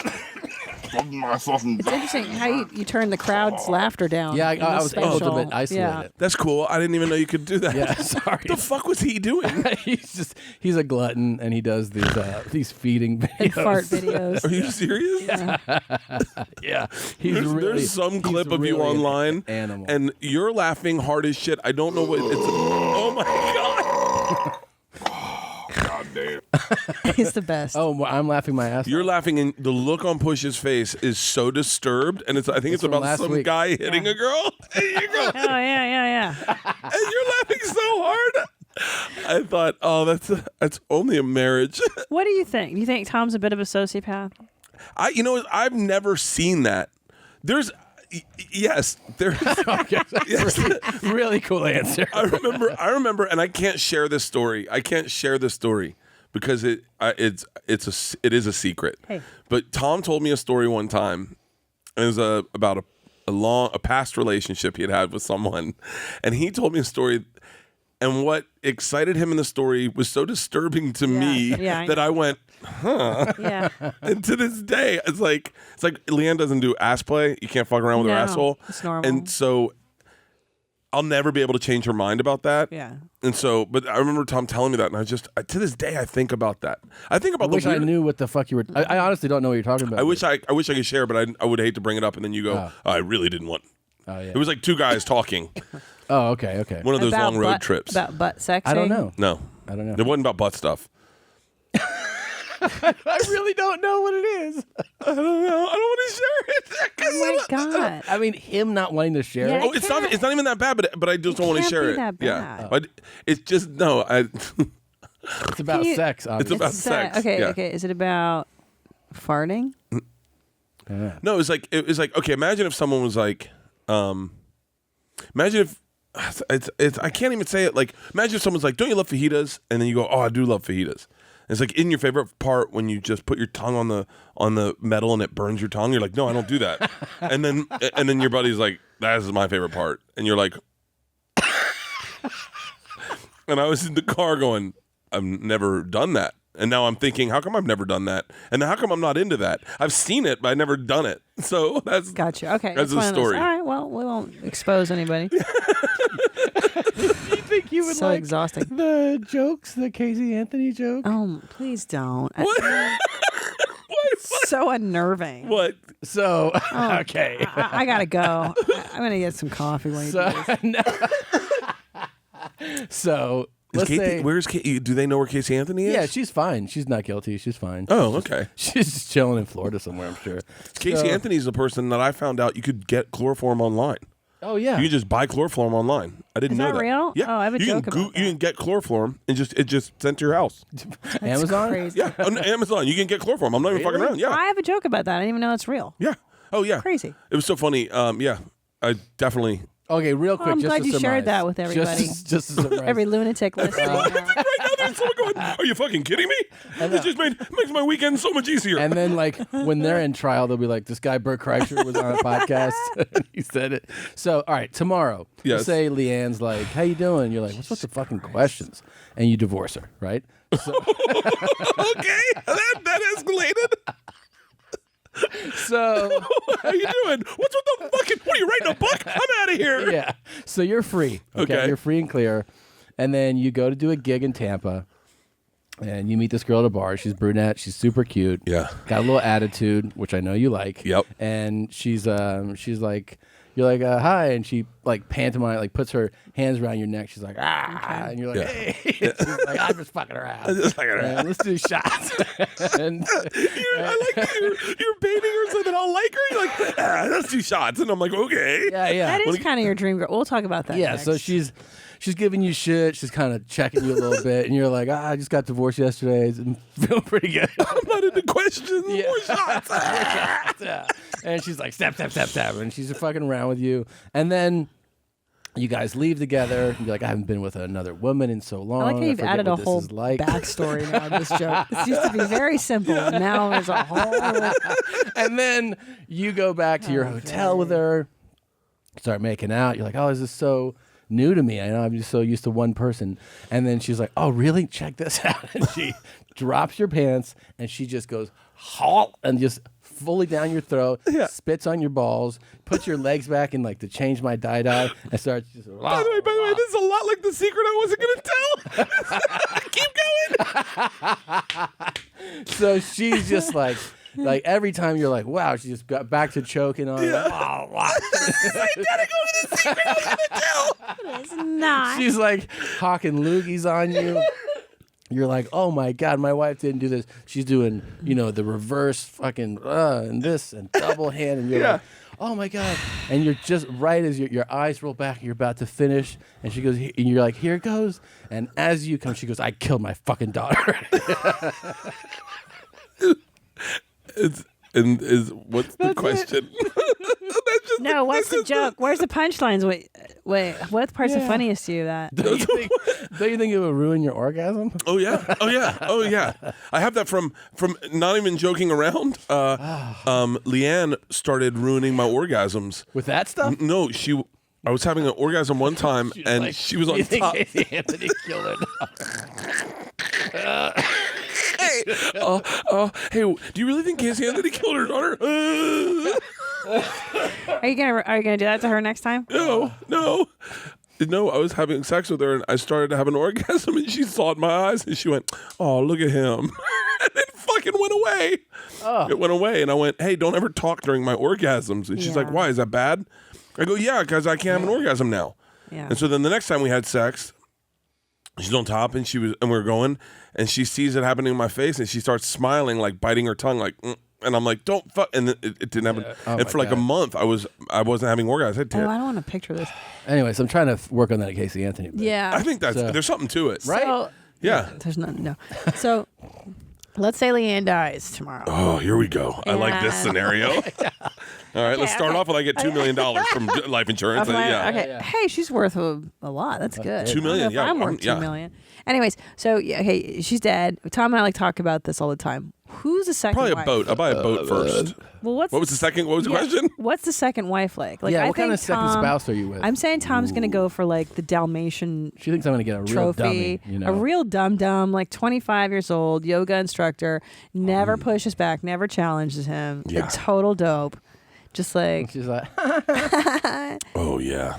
Yeah, right? Like a total dum-dum. You gonna do one of your comedy skits tonight? Sketch it. And then He's she goes. so funny. Yeah, and she goes to all your shows and watches every single one of them. Great job, baby. She's so good. Like, You're even so when I get funny. like heckled, she's like, "That was great." He's so funny. He doesn't turn it off. I love him. This is what I mean. I am laughing all day long. Yeah, that girl. I'd probably go with someone like that. I definitely would like to do some stuff that I haven't been able to do. Like I don't know. What are you talking about? You live a single person's life. Yeah, no. I meant time. sexually. I like to yeah.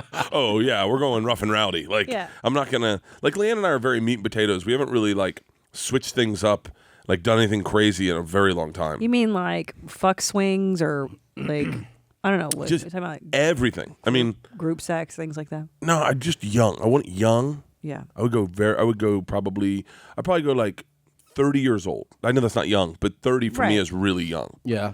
30 years old. You're 46? Oh, no. Yeah, no. I go 30 years old and I start having kids again too. Oh, really? Yeah. Yep. I definitely get. I'd have 2 more kids. Because I want boys. like a lion, like you gotta. Oh, you gotta kill the this other almost ones. makes me excited now. Like, yeah, I definitely would have more kids. And would you tell your daughters now? You'd be like, I wouldn't. Hey, sorry, but like But they'll be in they're college. babies. I know, but you gotta be like, they'll be in, first of all, if they're not in college, they'll be in boarding school. If Leanne's not here, I'm not living with them. Fucking, they're out of their minds. And okay, but I see him kind of with a party girl, like a bleachy blonde party girl, like a girl who Arizona State, graduate, right? Yeah. She's got to have a bad attitude though. Yeah. Yeah. Oh, she's got tattoos on her. Yeah, ankle tats, a dolphin somewhere. Kind of always disapproving of him, like having fun with him, but being like, just kind of snappy. Kind of shitting on him a little bit. Yeah. Yeah, I definitely need that.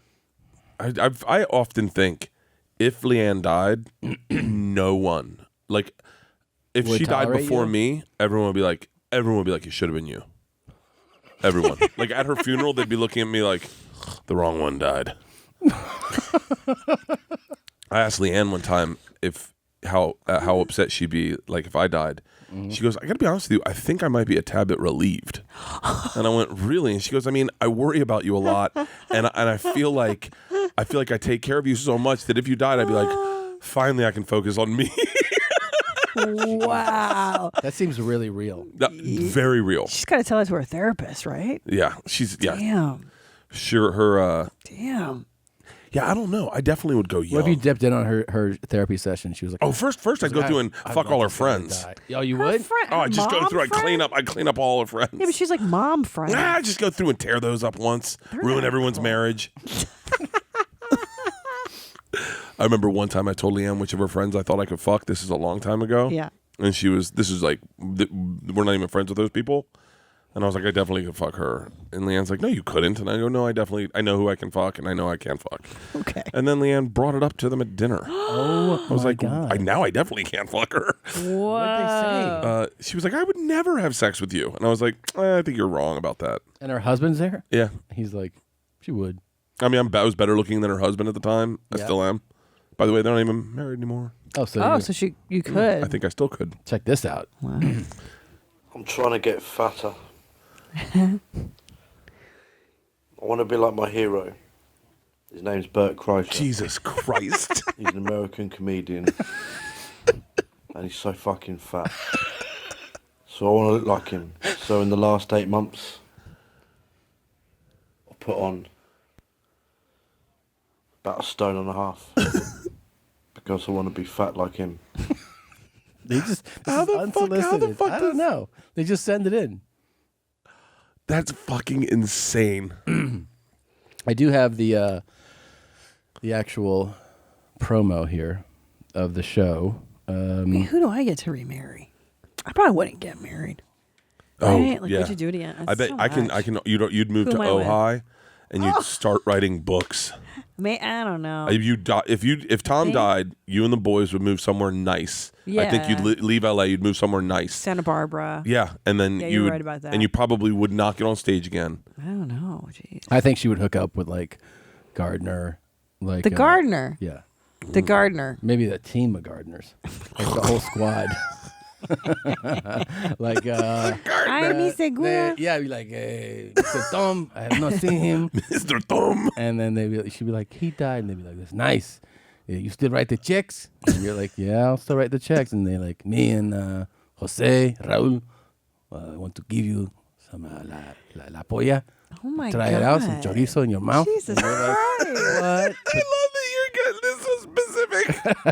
But then you'd be like, no. But you leave the door open, and they'd be like, venga. And all the gardeners would run a train on me? Is that what you're saying? You took to that. You jumped all the No, way there. you suggested it. You used the language. They would run a train on you. Babe. You don't think something like that would happen? No. I think it's more likely for Leanne to be with another woman than be with another man.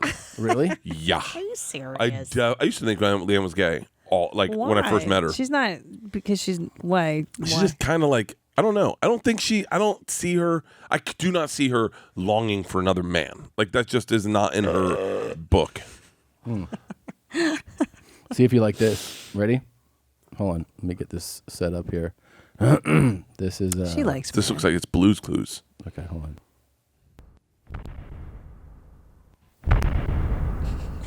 What the fuck?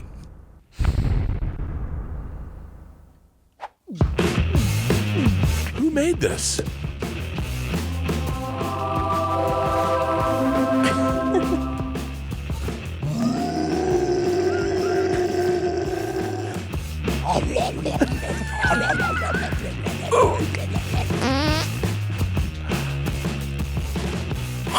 Oh my God.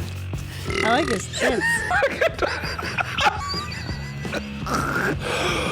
I'm about to pass out. Oh my God. Who did that? I commissioned it to be done. You were not. You did not. I swear to God. Are you fucking serious? I swear to you. He did. That is amazing. They even got my gold teeth in there. Yeah. They put my gold teeth in there. Yeah. And they gave you gorilla and they made tits, this. They have this made-up bald spot in the back of your head. Too. Yeah, I know. Well, that is bizarre that they put that in there. No, we that's Tony Solano and Eric Friedman. I want to say it. Make sure I say it right. Are you serious? That is fucking amazing. You were so excited about this, by the way. Yeah, I've been watching this. Did you for a post few that days. online yet? No, not yet. Oh my God, that's fucking amazing. Yeah. See how much he loves you?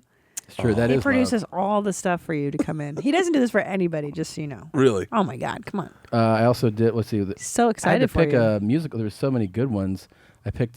Sorry, I had to pick a musical bed for. Where's this one? The classic He's really one. proud of you. I am. I am proud of him.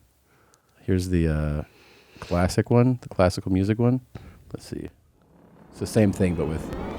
Couldn't figure out which music to put in it. Oh, I like this one.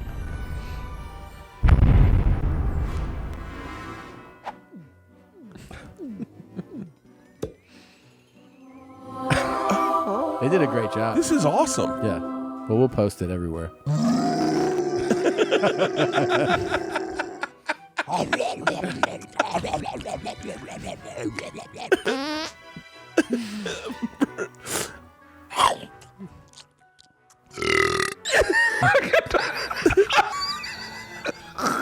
If you I'm about to pass out.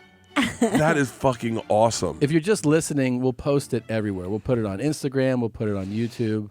I'll give it to you to post if you want. Please. Did you see my billboard by any chance? Where? Is it the image that I haven't seen the billboard? It's just my belly.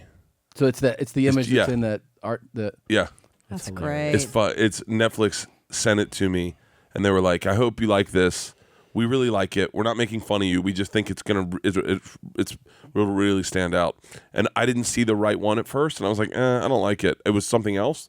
And they're like, "All right, we've drawn up alternatives, but once again, we'd ask you to reconsider this." And I know that they were thinking that with all the fat shaming stuff, that I was like, gosh. as soon as I saw it, I went, "Oh my God, it's fucking awesome!" And then they were like, "Oh, thank God." I like when you posted. You're like, "This is so us," because it's his next to mine. So it's like me in like jacket black. Did you see everything. it? I think so. Well, let me see. Pull it It's up. on Tom. Instagram. I'll put it up here. Oh yeah. So wait, the billboard is just your belly or You'll see it. shirtless? I'm so excited. And where is it? Where's your billboard? Melrose, and there's one on Melrose and one on Cahuenga. That's the one I got. The one on Melrose. Yeah.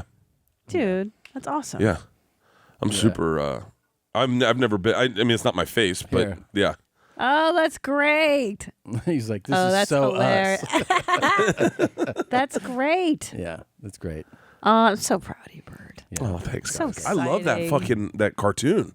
Yeah, So it's great. good, huh? That's You guys did a really great. job. Does your dad? Has your dad? He hasn't seen the screen. No, he won't. He won't watch it. He won't watch it. You sure? No. Your sisters are going to watch it. My sisters are gonna watch it. My dad won't watch it. My dad. Makes my dad nervous. Why? The talking. You know what's funny? I was going to tell you this.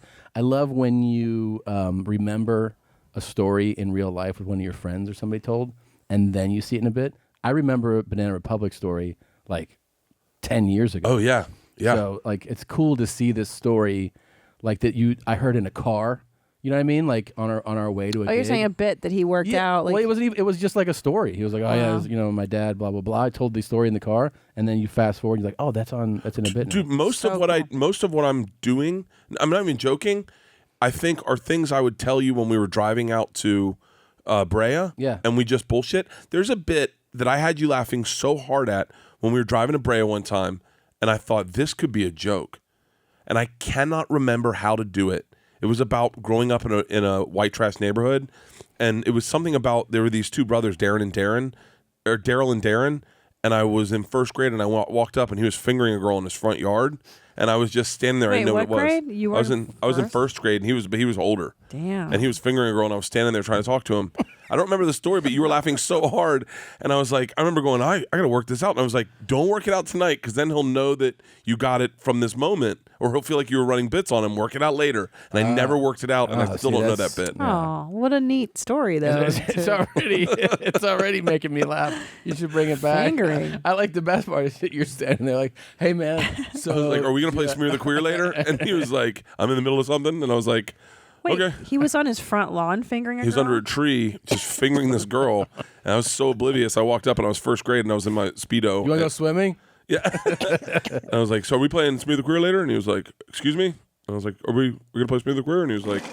Are you an out-of-control drunk fat guy? Want to see one? Bert Kreischer's new special, Secret Time, is on Netflix right now. Right now. Right now. Wait, who did these? Right now. That's Jake. Right now. He's a voiceover artist, Jake Laser, yeah. Really? Yeah. He's a professional, Yeah. real deal. That's Jake, This guy does movies and shit. Yeah, yeah. Really? Oh, he's a real. I mean, yeah. No, this wasn't free. None of it was. That's why I got so nervous. And you're like, we're going to have so much fun with you. I was like, oh, fuck, donuts are going to be there. Oh yeah, I got hit up that's so much. another Like, one. what happened to our donut eating contest? Oh. I remember when I called you and you were like, I could definitely fucking smash. Like, it was right before the marathon. And by the way, okay, so so far in the last year you did a marathon, a half marathon, Half marathon. and you just did a mini A triathlon. Spartan race and a triathlon. Why? What's going on with you? What's all this I shit? think it's a midlife crisis. Yeah. I think so. I think I actually 46, 45 turning 46 in November. Yeah. Yeah. Yeah. I don't know. The marathon was the biggest mistake of my life. If I could go Seriously? back, I would never have run that marathon. Why would you call it the biggest mistake of your life? Because I went from, we were all over around 225 at the time. All of us, when we had kept off the weight for so long, and then when I ran the marathon, I couldn't walk for a week, and I couldn't work out for like over a month, and I put on 15 pounds immediately. Jesus Trejo ran the marathon with me too, and he was like, dude, I gained so much weight after that marathon. Wow. Because both of us, my body was unusable. So you're just like, I can't move. I cannot express to you how little I could walk after the marathon. For a week, I Oof. couldn't get out of bed and move. And like still my it's just an unneeded pressure on your body. But it didn't stop you from doing all these other wacky things. well, I did the triathlon because Men's Health hit me up and was like, man, we're so inspired by all these things you're doing. You're making the average guy these accessible for the average guy. And what's next? And I was like, I've always wanted to do a triathlon. I've always wanted, man, that triathlon was scary as fucking shit. I would Tell people so that people understand what you're talking about.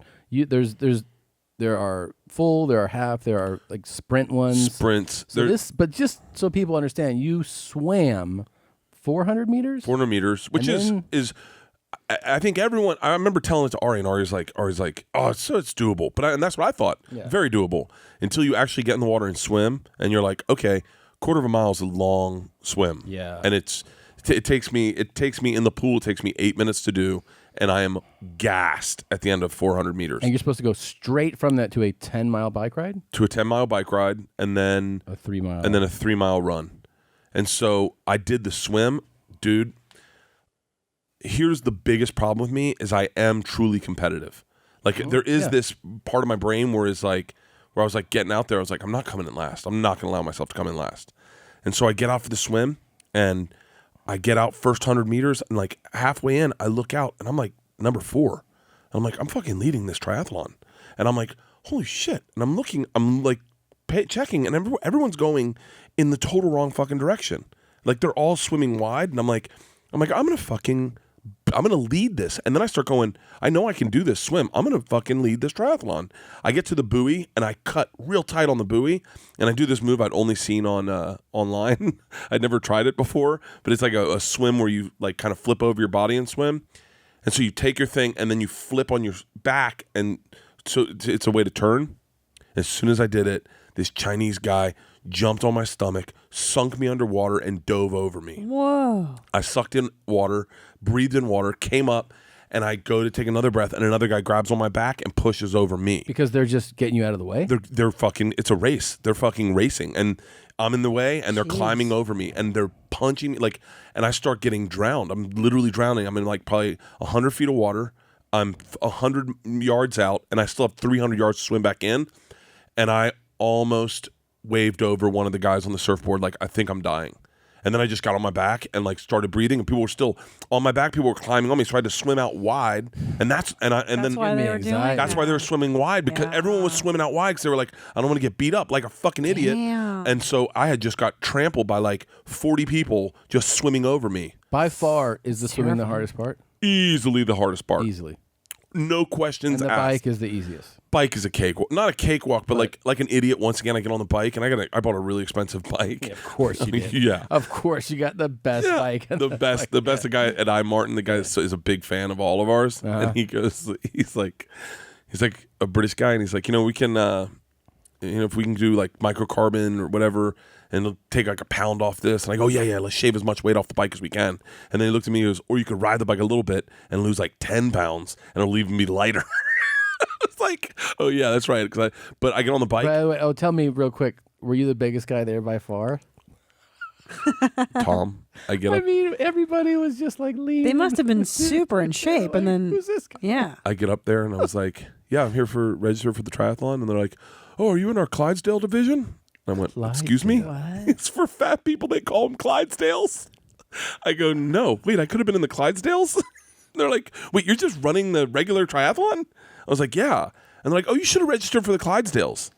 I was like, no. And so I was by far the fattest person there. There's so like funny. Without a doubt.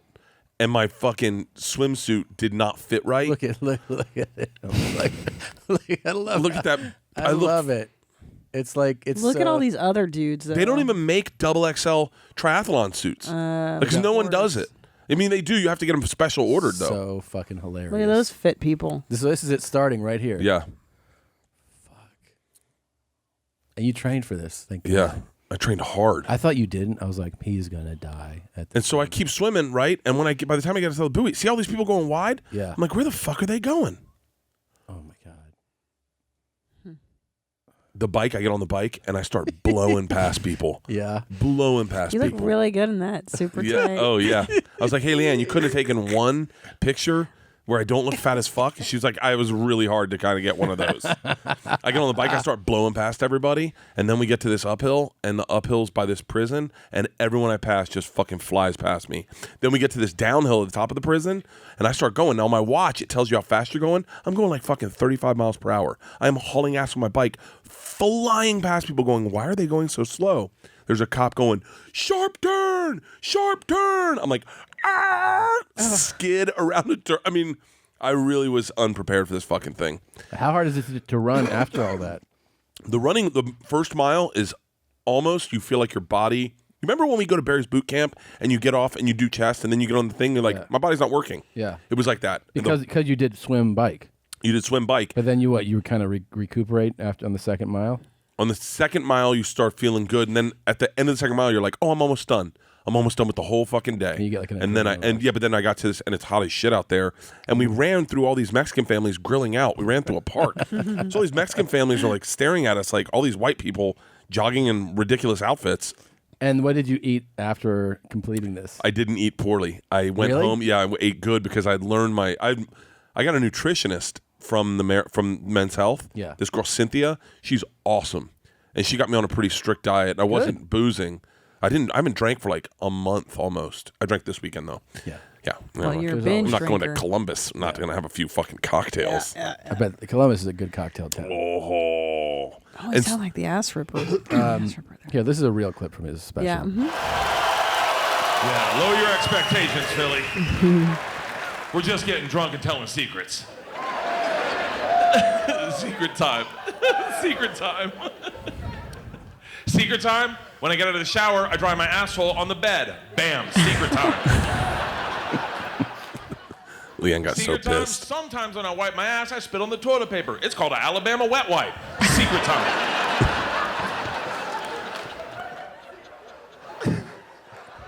Beard looks dark. Secret time, Bert. when my wife has an orgasm, she looks like Elvis. I'm sure she loves that one. Yeah. Did she get pissed about that one? No. She got pissed about the drying my bed on the ass. Really? Or asshole on the bed. Because you probably do. I definitely do. I get out of the shower and I just go and I put a little, like pinch a little volcano out of the comforter And I just sit on it and dry my asshole. What about He a is towel? so nasty. Yeah, you I mean, like, could've I'm just done a nasty. towel. I'm a nasty You're dude. nasty as He's fuck. so I'm much really nasty. nasty. Then let me ask you this, because I've got a few hemorrhoids from the second pregnancy. Oh. Tom's like, ask Bert about this because he's probably an expert on hemorrhoids. Stroke that big head this up and down 4 times. I'm gonna throw up. Trying to be nasty. You try to be nasty as hell. But so tell me about, how do I get rid of them? Do I have to have surgery, or is there any other way to get rid of these things? I've had them come and go. That's what I was talking about. Why do they come and go? What makes them come and go? You just gotta- like your weight or your I don't know. eating? I had one in Singapore when I was doing the Australian tour. I got one in Singapore, and I thought I had ass cancer. It hurt so bad.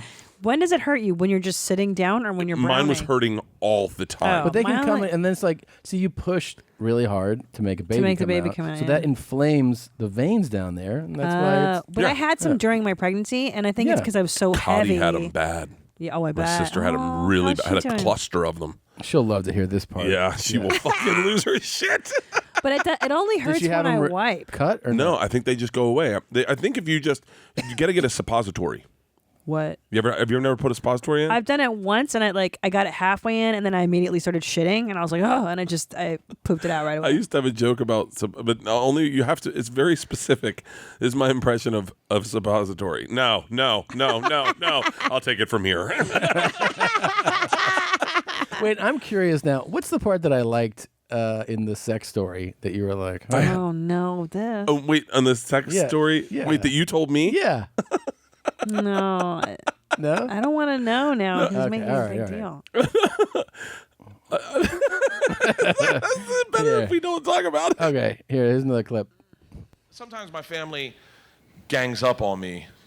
Like the other night, we're at dinner, and Georgia's like, "You're definitely a misogynist." I'm like, "No, I'm not." And Leanne's like, "Yeah, well, actually, we're talking about it. You are." I go, "Excuse me?" And then Georgia says, "We don't like the way you talk to Alexa." Are you kidding me right now? She goes, "We just think if it was a man, you'd treat it with more respect." I was like, "It's not a man or a woman. It's a cylinder I bought, and I'll throw in the fucking pool." And then one night, I get into a fight with Alexa. It's my fault. I'm drunk, right? I'm really drunk, and I'm calling her Siri for like 2 hours. I'm like, "Turn on the fucking pool lights." And then I realize, I'm like, "Alexa," and the one in the bedroom turns on. I'm like, "Bitch, shut up. I'm not talking to you." "Alexa, clean the shit out of your ears and turn on the fucking pool lights." And my wife comes in. She's like, "Who are you yelling at?" And I was like, "No one. Isn't that right, Alexa?" Alexa's like, "Yeah, I fell." He's a good man, Leanne. It's my fault. The pool lights are on, Bert. I immediately, the very next week, made that joke better. Of course, it always goes like Fucking drove me nuts. It always goes like Where did you film? Philly. That was the entire second show. There's so many things that happened you get the relief of shooting, and the next week something in your brain goes, Yeah. "Don't worry about it." Oh. And then you say it different, and you're like, "Mother." And then the joke is perfect now, Yeah, and you just yeah. fucking filmed it. Yeah. You know what's so funny is I've got jokes now that in my new hour that I am so much more proud of than in that hour, and I want to do them now. I want to get them out. You know, like Yeah. I'm afraid that people are gonna come up with these jokes before me. You know, Yeah, like you ever get like antsy with material? Of course. It's a good thing. Yeah, it's a good thing. How soon until you tape your next special? Tape it? Yeah, I would assume if I'm on the same like pattern that I've been on, probably next fall. Yeah, like a year from now, basically. Yeah, don't you think? Yeah, I guess. I was talking to Whitney. I ran into Whitney Cummings on the plane the other day, and I was like, "Oh, like if I had had 3 more months to work on material in that special, I probably would have gotten completely bored of it. Like yes, there's a sweet spot on when you're still passionate about the material. That is 100% true. And then you fucking want to barf. And then you do phone it in when you go on stage. Were you excited about it still here? I was perfect. The ziplining story was like right at the part. Like I cannot tell that story now. Oh yeah, I can't tell the. There's 2 things that I dropped the day after I taped because I was so sick of saying them. Really? Yeah. I was like, man. So yeah, it does get to a point sometimes where you're like, I got to drop this. And there was stuff that I was touring with that I shot that I cut from the special, brought back to my new hour, and made better. I'm like, now this is why I dropped it, because I just made it better, and now I like it. Yeah. You know what I mean? Yeah. What's interesting is the time travel story. Yeah. In there, I had tried to slide an iteration of that into my Showtime special, and it just wasn't working the way I wanted it to, and so I was like, I'll leave it out. And then I did the Showtime special, started going on the road writing new stuff, and then that time travel special bit turned into the best fucking bit. And I was like, oh, thank God I didn't try to force it in. Isn't that right? Because I think that's kind of what happened to me in like this most recent one. I cut something where I was like, I could leave it in. Yeah. And then I showed it to a couple people, and they were like, it's not the strongest. So I cut it, and now I feel like one of them is the best bit in my current hour, I think. Yeah. Yeah. I don't know. I wish we could go. I wish we could go on tour together. I'm tired of going by myself. Will that ever happen? We could do gigs together. Probably not tours. I know, but like I want to go. Like I always look at like it seems like Dave Chappelle. All he does is go and see comics. He's at Michelle Wolf's show. He's at Amy's show. He's at Chris Rock's show. Or either that or they all tour together. I guess he puts together shows where he invites people. Oh, is that what he does? Yeah. Okay. So he's like, "Do you want to come down to Atlanta?" Like, is that they were just in Atlanta at the Tabernacle? Yeah, yeah, which is a fucking. It was him, Jon Stewart, Chris Rock. Yeah, Michelle. You guys could do that. Yeah, couple of dudes with beards. He also has pretty deep pockets, from what I hear. And like, I know that on that. Remember, he did that run at Radio City last year. Yeah, dude, he was like paying people extraordinary money, and Really? like they would be like, "You're not even like making money on this gig now." He's like, "I don't give a shit." Like I make like $80 million a year, bro. I don't care. Shut up. Yeah, he doesn't care. How many? What's the perfect amount of shows to tape? Because he taped like 9 in DC. That's way too many. Yeah, way too. But if you figure if you did 9 shows, you'd definitely have an amazing special. I'd say 4. That's true. 4, I I'd think. do 4. I was like, that's a max. Why would you want to tape more than that? Yeah, I would 4, and it's like if I didn't get it in 4, yeah, I'm not gonna get it. When I did this one, the first show, I fucking sucked. I Really? taped 2 shows. You taped 2? I taped 2, and the first one sucked. I think Joe said he taped 4 this last time. Yeah, it's good. Yeah, he did it. He did it in the Wilbur. Yes. Yeah, that's a great fucking venue. That is. Yeah. Wait, that's one in Boston? Yeah. I'm going to do that one, I think, in 2019. Nice. Are you? Yeah, but I don't have a date yet. We're all touring pretty big in 2019, the 3 of us. Are me and you out at the same time? Yes. Yeah. Did you took a look at my schedule? I did. Are we're not overlapping, right? No, like some of the stuff is going to be like different same market, like 2 months apart. That's probably the closest, I guess. I think that's not bad. That's not bad. No. I almost sent you how much I was making at each gig on accident. You can do that. I know, and then I was like, I probably should. Now, you do say the N-word a lot in your new special. Hey, let's check out this clip right here. I just pulled this out. I want to make sure. Wait, can you hear again? Yeah. Okay. That would be great if he became known as the N-word. Dude, I have a bit with the N-word in it that is the funniest bit I have. Right now? And I can't tell it. Oh, really? I can't tell it because it's not perfect. It's not perfect, and in order to make it a perfect bit, I'd have to do it on stage, and in order to make it perfect, I would have to say the N-word 150 times. Do it. No, I can't. Be that guy. I can't. Please. It's so fucking I was funny. shirtless. It's the funniest fucking bit. Now you're just teasing the audience. Give it to us. No? Why? Because it's such a good fucking story. Well, then tell the listen to story. I him. mean, what's the big deal? Yeah. Big words. Yeah. Come on. No. You're not going to tell us? No, if I figure it out, I'll tell it. I can't. The N-word has to be said in this story. Oh ass nigga. Yeah. It has to be said in the story, and it's not even me saying it. Well, I understand that. Yeah. So go ahead. But then in order to make it good, I'd have to say the word nonstop. It's okay. Yeah, but you're This not is your saying mom's it. You're house. saying someone else says it. Yeah. Yeah. Just So go for it. Try it out. Yeah. Okay. Are you going to do it? You want to hear it? Yeah. Yes. It's a good story. Okay. All right. So trigger warning: if you get upset by words, obviously, stop listening. So,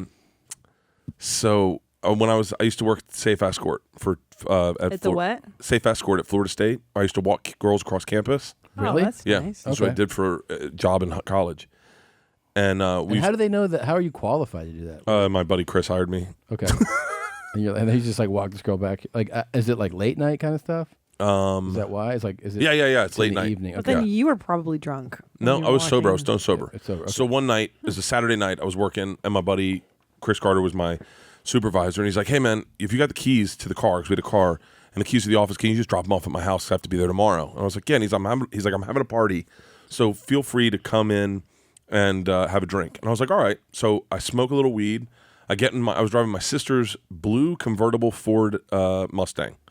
I put in some fish back then, put my hair in a ponytail, and I head over to Chris Carter's, right? So I pull up, and it's a massive fucking party. I mean, I went to school at Florida State, and I knew a lot of people in college, but I don't know one person at this party. I pull in this Ford and this convertible, and I can't even find a spot to park, and I'm bumping into people with my car to get through the party, and people are getting pissed, and I'm like, fuck it. I'll come back tomorrow. I'm not gonna deal with it. So I pull out of the party. It takes me forever to get out of the party. And it's in one of those big complexes. And I pull around to the other side. And on the other side is an equally big party, except it's for FAMU. It's all black, right? Mm-hmm. So I pull, and I'm like, shit. This is, by the way, this is 1994, 93, 4. Mm-hmm. This is right around the time with the Rodney King and Reginald Denny. And race relations in the South aren't awesome. And by the way, it's Tallahassee. It's a segregated city, pretty much. Yeah. So I pull in, and I'm thinking, fuck, I can't get back. I can't turn around and get back out. I'm going to have to go through this party, and it's fucking it's equally as big. And I'm bumping into people, and I can see people like fucking Jesus Christ. And I'm like, I'm sorry. And I get into the dead center of the party, and the car in front of me stops. Doors open, and they disappear. And now I'm sitting in there in a convertible, listening to Fish. I'm high. I'm starting to get like panic. You know how you get high and you start overthinking things. And a black guy just starts staring at me, and I can feel him staring at me. And I'm like, not even looking, just looking straight ahead. And he's like, "Hey, white boy, you scared?" And I don't say anything. I don't even reply to him. And he goes, "White boy, I'm talking to you. Look at me when I speak to you." And I kind of look over, and he goes, "Oh, you are scared, aren't you?" And I'm thinking, I'm about to get knocked the fuck out. And I'm like, no, I'm not scared at all. And he leans on my car, like right where the window is, leans on it. He goes, "Well, tell me if you're scared now, motherfucker." And he leans into my car, hits the brights, hits the horn, and his best white voice goes, "Move it, niggers!" And he disappears into the crowd. Everyone turns around, and I'm like, "No, I didn't say it. Guy grabs me, starts to pull me out of my car. My car starts rolling forward, and the dude shows up. He goes, "I'm fucking around. I said it." And they were like, "What?" And they put me back in my car. I'm shaking. And the guy goes, "Looks like you could use a beer." I put my car in park. I leave it running. I walk into the house with the guy, fucking murdered 2 beers. I'm like, oh. And he's telling everyone at the party. I think it would be a great story for stage, but in order to do it, I have to say the N-word. You said it. You were going to say it 100 times. You have to say it 150 times to get the bit perfect. It doesn't. I see. Yeah. I was expecting to hear the N-word 150 times now. No. I'd have to like up there. I'd have to do it. The bit doesn't have a great ending, so it would need a better ending. And it was just the funniest thing that ever fucking happened. You know what's going to happen? It's going to end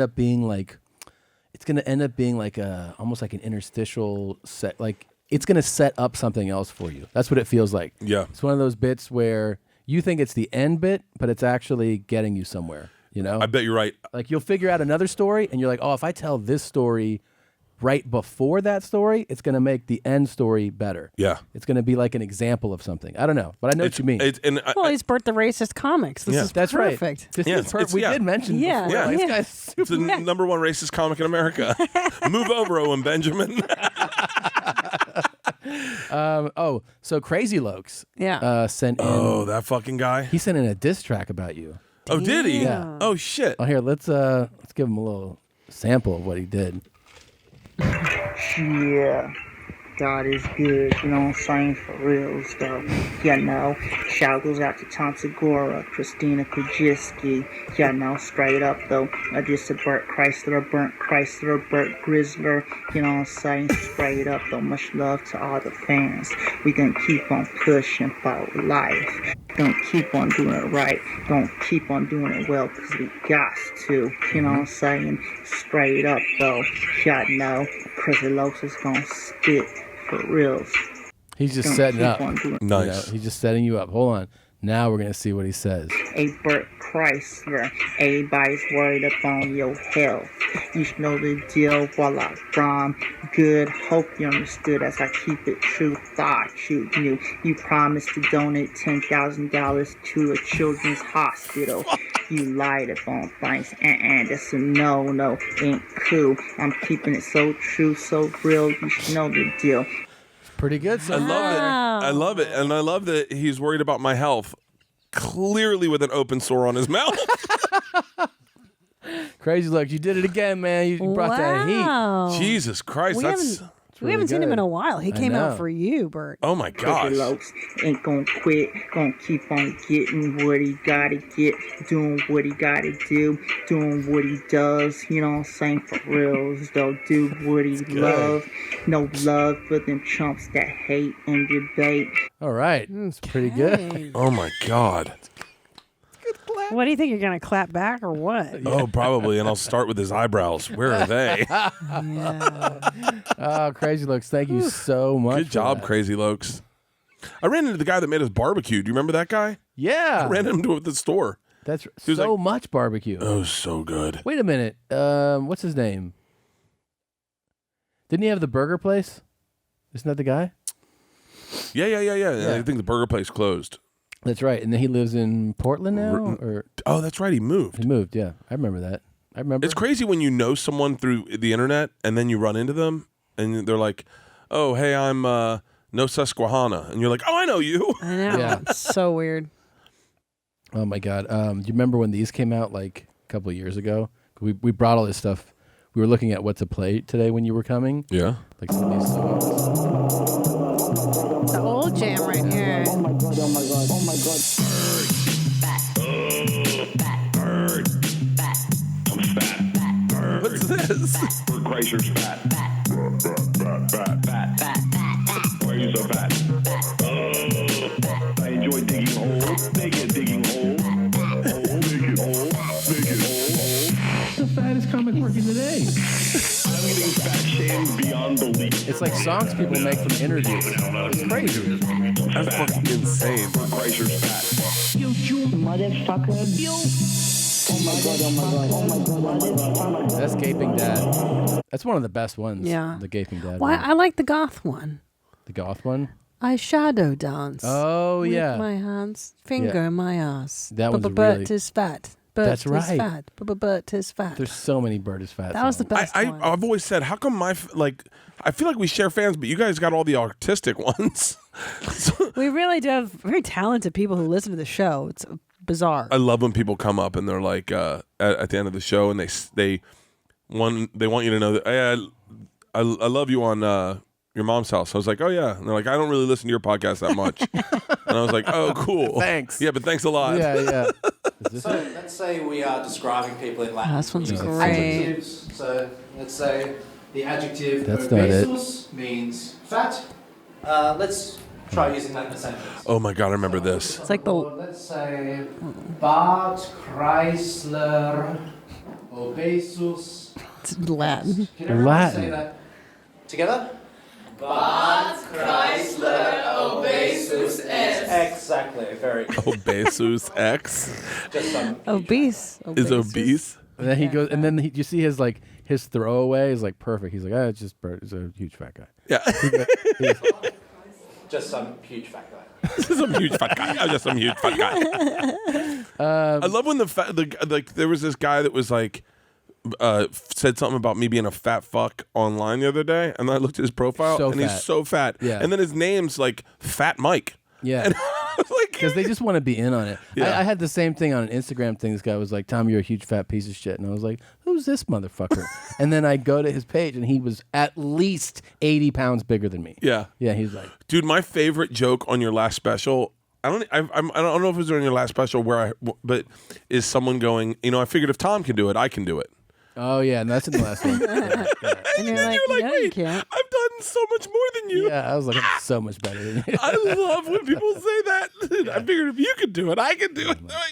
I'm like, can you do what I'm doing right now? Yeah. I don't fucking think so. Bert, what's your favorite thing? What's your least favorite thing people say to you? Like, like after they come up to you to show and they're like, good job. Instead of just being like, that was awesome. Like, they'd be like, you're pretty good. You're pretty good. That one irritates Yeah, we always Tom talk and me. about what backhanded compliments you get from people. Like they're like not bad or like funny stuff. And Yeah. it's kind of funny. And you're like, the fuck. I don't like. I can't. I don't really listen 100%. Yeah. Like I mean, I just tap out a little bit. That feels like you. Yeah. Yeah, and but only because the one thing I cannot stand, and it happens so much to me, is people slapping me on the back. Oh, Like physically? when you're shirtless. Yes, and Yeah. because so many people and I spend the majority of the time when I do my meet and greets looking down the line for the guy that's going to slap me, and it's always some guy who rips his shirt off and he's like, bro, and he just comes in wide. I spend so much time in line, like looking down that line for that person, because I hate when people slap Do me you in the back. prepare for it? Do you do like a little? No, and I never can see it coming. And then the guys you think it will be, they never do it. Yeah. It's some guy you didn't fucking see it. It's always a real firm handshake. They pull you in tight and smack you on the back. It's like the bro hug thing. Dude, and I do all my meet and greets shirtless. I had a guy in Spokane who came in. He's like, shirts off? I was like, yeah, of course. And then I grab him. I go, wow, you're really hot. And he's like, I got a pretty bad fever. I was like, oh my God. I was like, are you sick? And he was like, yeah, I'm not going to miss this though. I was like, my God. I was like, no, I'm going to get sick. And he was like, yeah. Dick. I always say if I'm For Bert, they definitely have zero regard for his health. No. There's no way they're worried about his health. Dude, I had the one thing I love when girls take their shirt off. That happens a lot. Braless too, or just? I've had a few braless. I've had a lot more braless than broad. And then girls always want to lick my nipples. Oh God. You like that? It's so It's the gross. closest I'll ever get to cheating. And then I remember I was Do you tell Leanne that you like this? Yeah. Will she incorporate it? No, she does. Yeah, I like a little nipple boy. She I had these Grow lesbians. up. I had these listening to you guys and your sex stories, you and Leanne. I had these So lesbians gross. in DC. This is right when Me Too was coming out. Yeah. And they came up and they're like, we haven't played with a dick in a long time. And I was like, oh. And they all just to take pictures, and then they all kept playing with my dick, like grabbing my dick. And I was like, hey, easy ladies. And then, but they just wouldn't. It was 4 of them, and it got so aggressive that people in line were uncomfortable with it. But I was cool with it.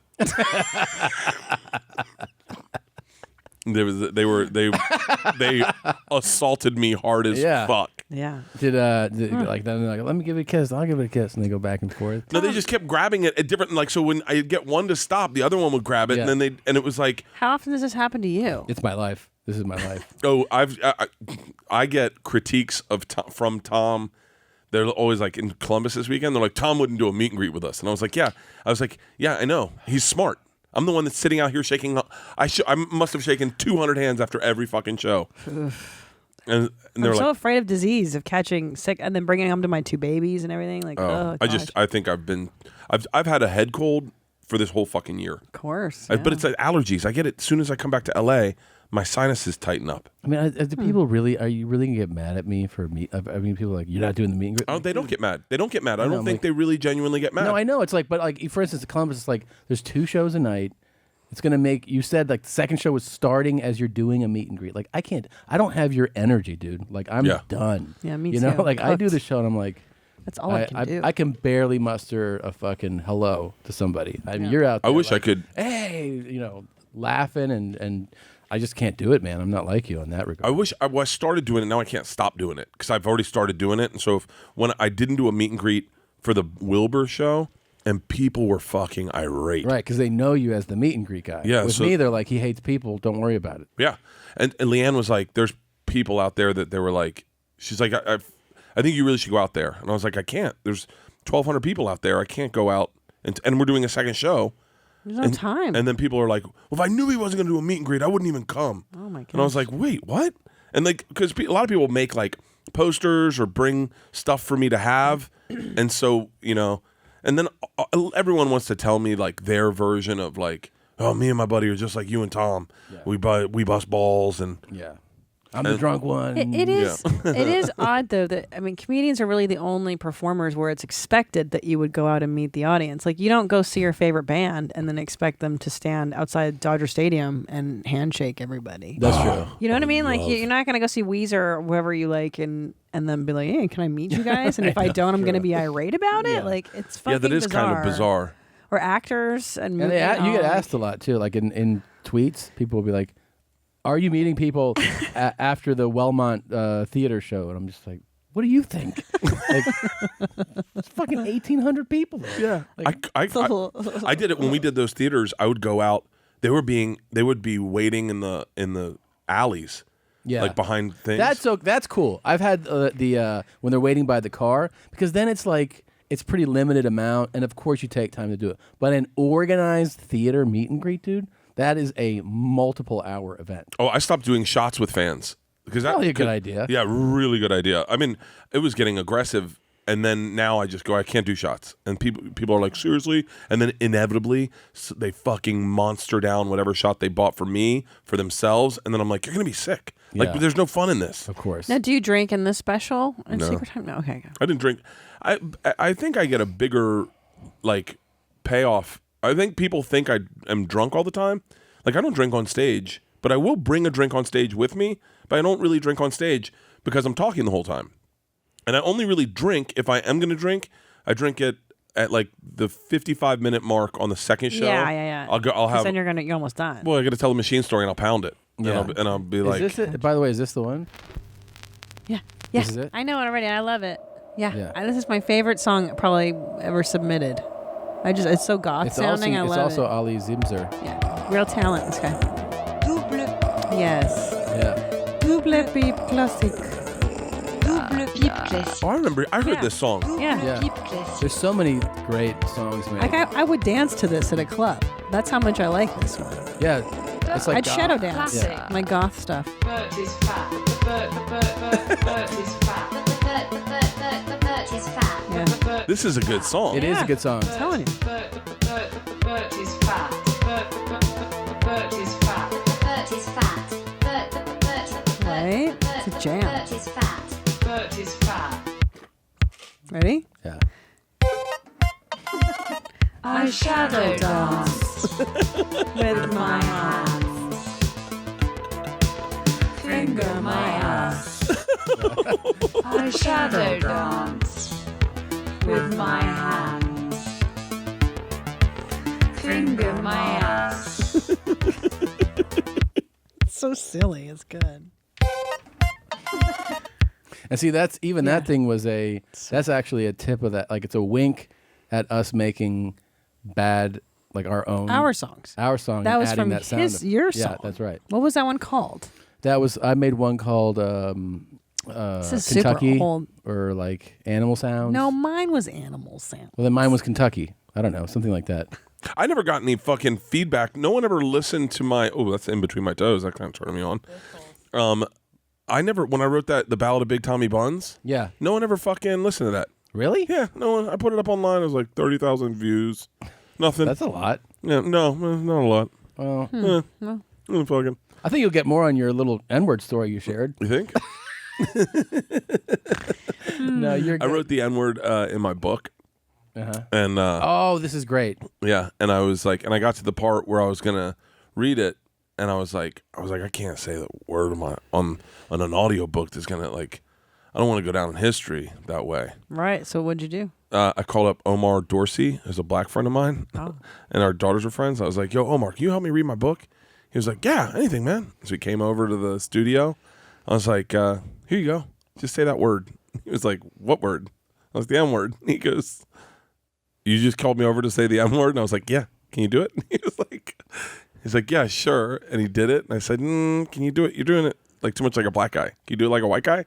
And he was like, why don't you show me how it's supposed to be done? And I was like, your way works. You ain't my bitch, nigga. Buy your own damn fries. Now, you know that guy ain't shit. Is that Sorry, Barack motherfucker got nothing on me, right? Nothing. There are white folks, and then there are ignorant motherfuckers like you. Yeah. What's that from? That's from his audiobook before he became president. Oh, for real? Yeah.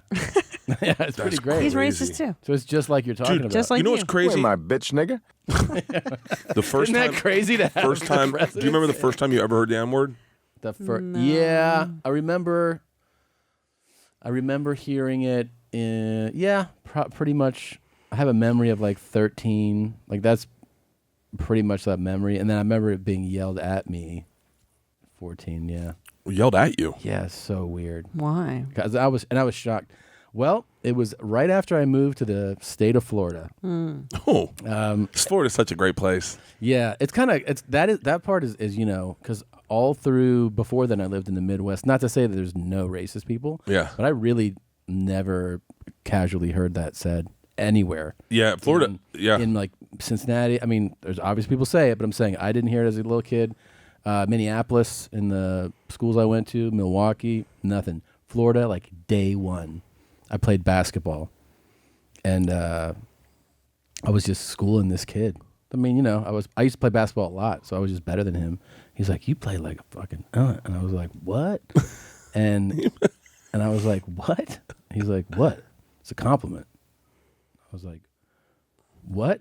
And I was stunned. I was a freshman in high school. I had not heard it. Your parents never dropped it? No. My parents did since beginning of time. Well, also my parents all, are my mom- foreigners, so yeah. they don't even know the gravity. So I would hear that word all the time. You're like, My parents never said it. First time I ever heard it, I was in first grade. I was in that neighborhood, and there was a bunch of black kids. First grade is young. Yeah, first grade is really young. Yeah. First grade, a bunch of black kids coming to our neighborhood to play us some football, and they have my football. I had a Duke Junior, and I knew it was mine because we used to play in the street, so the laces had all run out, and my dad had relaced it with a shoelace, so with a tan shoelace. And they had my football. We had lost my football. They had my football. And the two redneck guys, one guy that was fingering the girl under the tree, said, "You got to fight him for your football." But the kids were older, and one of the brothers, I forget their names, Daryl and Darren, I think, goes, "I'll fight him." And they started fighting in Daryl and Darren's front yard. And Daryl and Darren's dad came out and started chanting, "Fight, fight. N-word and a white. White don't win. We all jump in." Whoa. And put his arm on me. I've heard that rhyme. Put his arm on me and said, "He's fighting for you. You chant it." Oh my God. I was in first grade. I was like, all right. Fuck. Sounds like a fun rhyme. And then I remember, and then I heard it. I never heard it. It wasn't used a lot in high school. I never heard it in high school, but like it would be said. But we had a black friend, but I would hear the word, but it wasn't like used. And then when I went to college, it was used a lot. At FSU? Oh, dude, that word flew around a lot. Oh my God. But racial tensions were kind of fucked up back then. But here's the crazy thing, and I said this to maybe I did this in a bit one time. But it used to be the N-word was used in like phraseology all the time in the South. Like it was used as a verb, almost like in conjunction with a verb. What do you mean? So like, I'll just tell you the bit. He's so passionate about the etymology of the N-word. No. You really love your N-word. Jesus Bert, Christ! You gotta know. Do you like how you semi-predict my behavior and I fall right into it? Yeah. Bert Kreischer, the new racist comic. I'm like, I'll give you some stuff fodder. we actually set it up and you came through. Gosh. Yeah, I deliver, guys. So interested. Okay. Reminiscing Tell his me. first time he heard the word. And Okay. What? Here's a clip from the special. You fucking spit. That's secret time. Secret time. Should have called it N-word time, huh? Wait. So tell me the thing you were saying. I was when Leanne worked at the apartment building. This is like, once again, I'm just telling all the bits that I would never tell on stage. Yeah. But this is Florida for you. When Leanne worked at the apartment building, we had a black guy that was our maintenance man. His name was Antonio, and I knew him really well. He used to come by and watch Monday Night Football at our place. And one morning, taking the girls in the elevator, and there's a note on the elevator door, and I'm reading it like by the buttons. And as I'm reading it, Antonio walks in. He sees I'm reading it, and he goes, "Oh, so's you know," like pointing to the note. "So's you know, some kids in the neighborhood, they's gonna get in a little ding dong and ditch." I was like, "What?" He's like, "Some kids in the neighborhood." I was like, "What the fuck's that?" And he's like, "Ding dong and ditch. You never played ding dong and ditch when you were a kid?" I was like, "I don't think I did." He's like, "You go up, knock on motherfucker's door, bail out, motherfucker come out, you see him come out, you fall out laughing." I was like, "Oh yeah, we did that as a kid." He's like, "What did you call it?" I was like, "Nothing." Because when in the South, it was called N-word knocking. Oh, that's what it was I've called. never heard that before. Yeah. That's in the South, and I was like, "Oh my God!" Like I never called it that, but that's what I knew it was. I never really did it. I don't know what kind of fucking lunatic knocks on the door and runs away. Like I remember this. One of those things I have a memory of with you. Yeah, was because I knew it as ding dong ditching. I never heard of ding dong and ditch. Dash or ding dong. Oh yeah, we called ding dong ditch, Yeah. and And when he told me his it's a little Florida severe. version, I was like, nah, dude, I didn't hear that as a kid. Me neither. That's really racist. crazy. Jesus. No, oh, dude, that's by the way in the South. That's not even. I mean, that's like this. The N word was involved in anything when I was in like living in that neighborhood. That was what it was called. Like everything. Everything. I mean, it just was included in everything. That's why I was like, I joke around about political correctness. I'm cool with the little bit of political correctness about changing. You know, if you just take, because I don't think there were people that didn't even know that was offensive.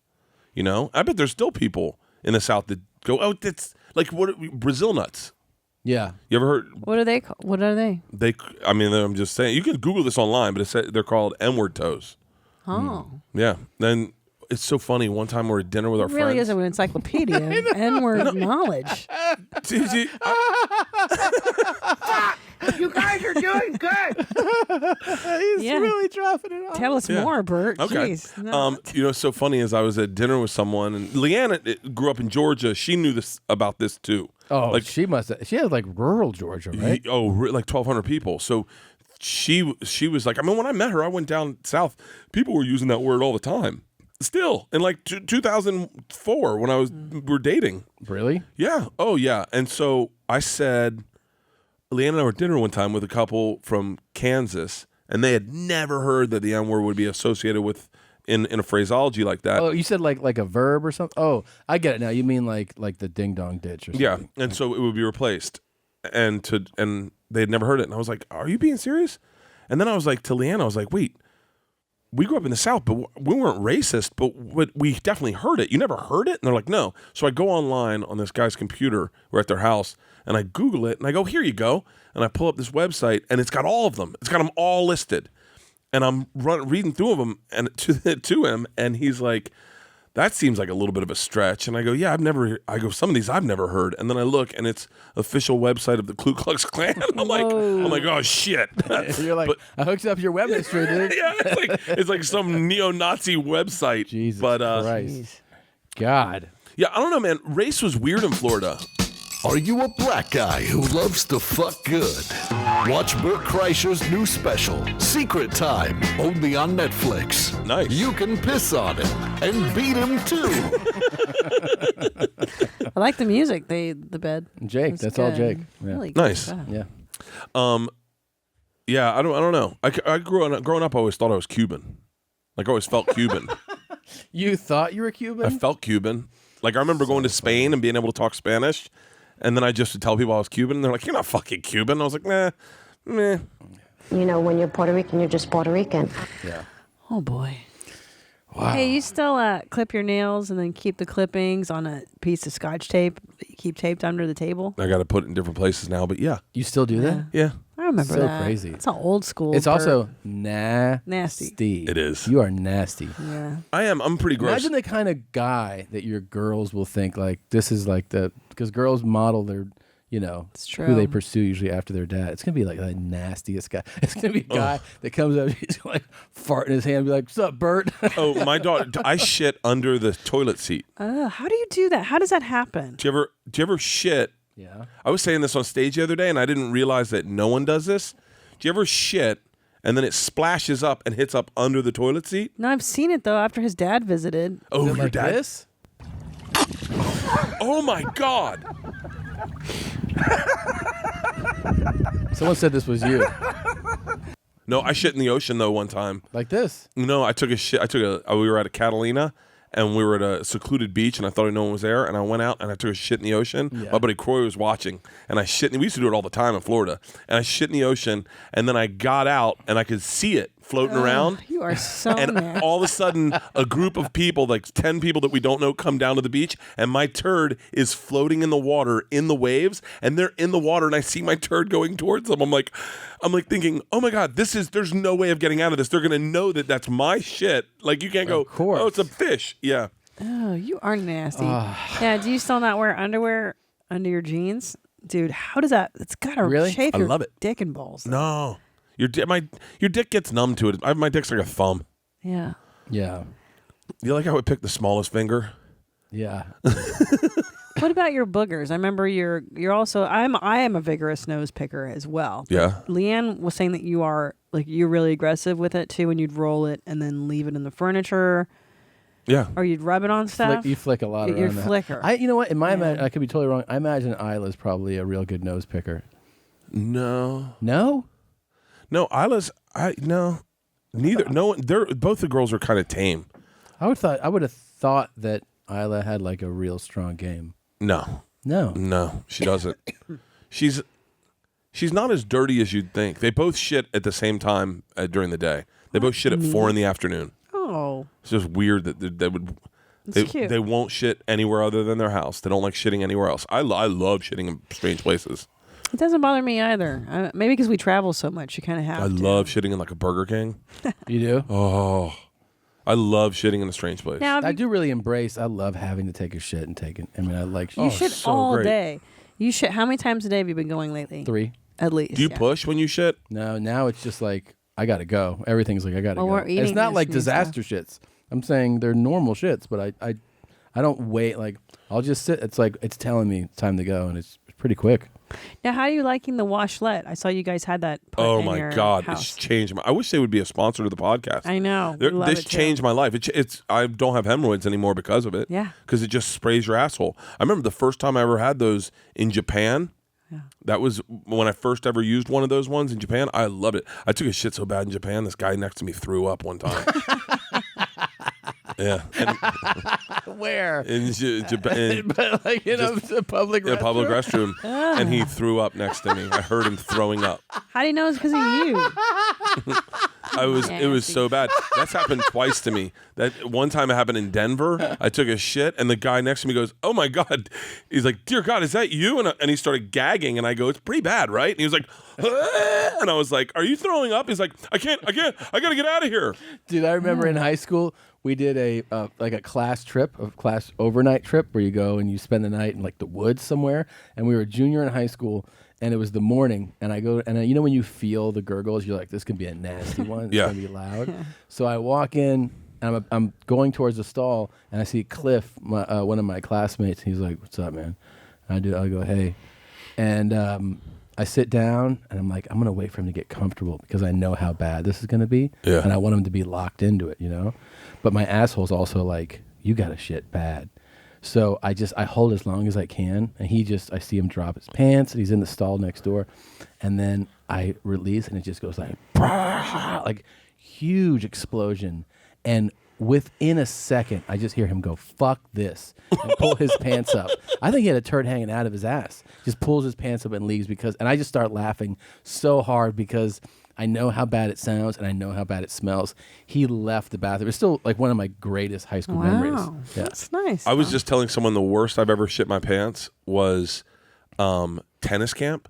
I went to I was playing this Indian kid and I had to shit really bad, and I was like, oh my God. So I just threw the set, like I lost, ran to the men's locker room, and as soon as I went to go get there, it was already kind of coming out, and I shit inside my pants, inside my underwear, on the tail of my shirt, and in my socks. Ooh.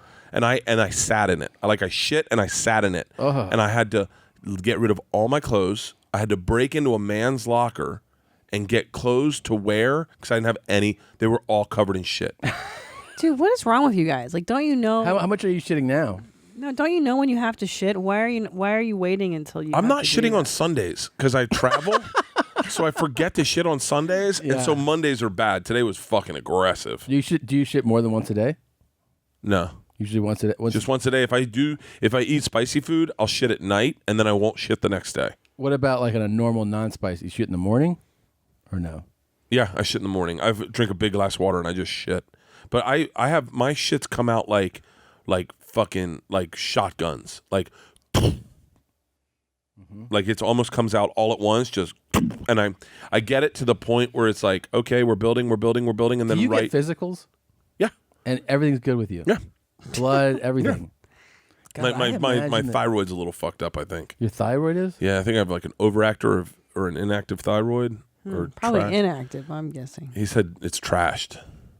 Trashed. Yeah, but everything else with you is fine. Yeah, that's great. Isn't that crazy? Yeah, because you don't like. It's not that you look terrible or anything. No, I'm saying you don't.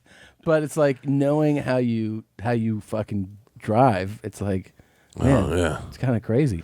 Yeah, I don't know. I don't know.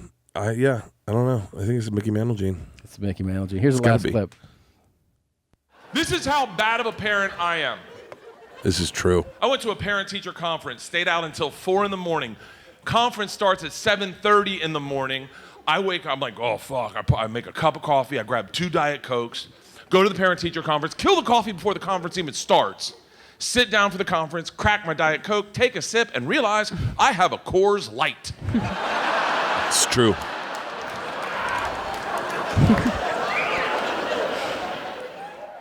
That is a game time decision, gentlemen.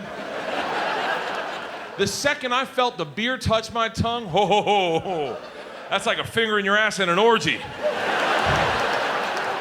What kind of man are you? Do you pull away from it or do you push back into it? Yeah, I pushed back into it and I killed that fucking Coors Light.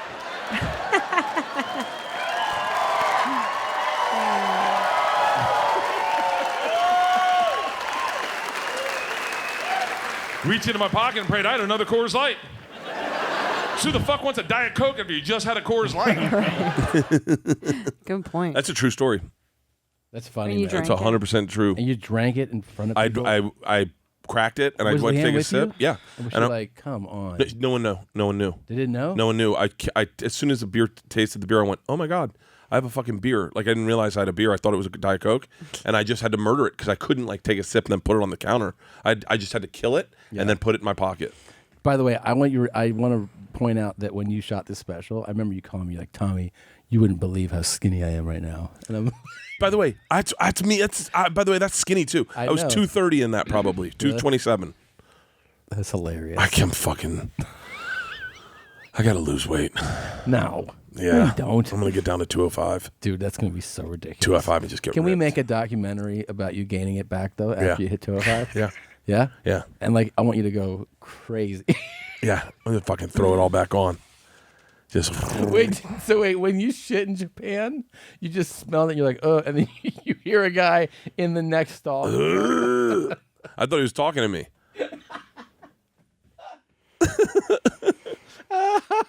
Yeah. It was fucking bad. It was really bad.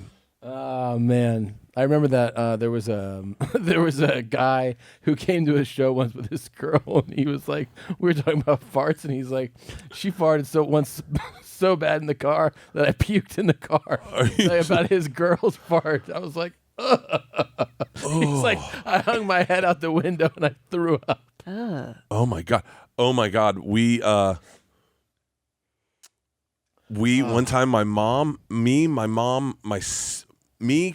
both girls, Leanne, my mom and my dad are in San Francisco. We're going across, is it the Golden Gate Bridge that has 2 stories to it? No, that's the other one. Is it that we're going over that bridge and Bay Bridge. The Bay Bridge. And my mom we had been at an amusement park. I was shooting Bert the Conqueror, and my mom is motion sick. She goes, "Oh my God, I think I'm going to throw up.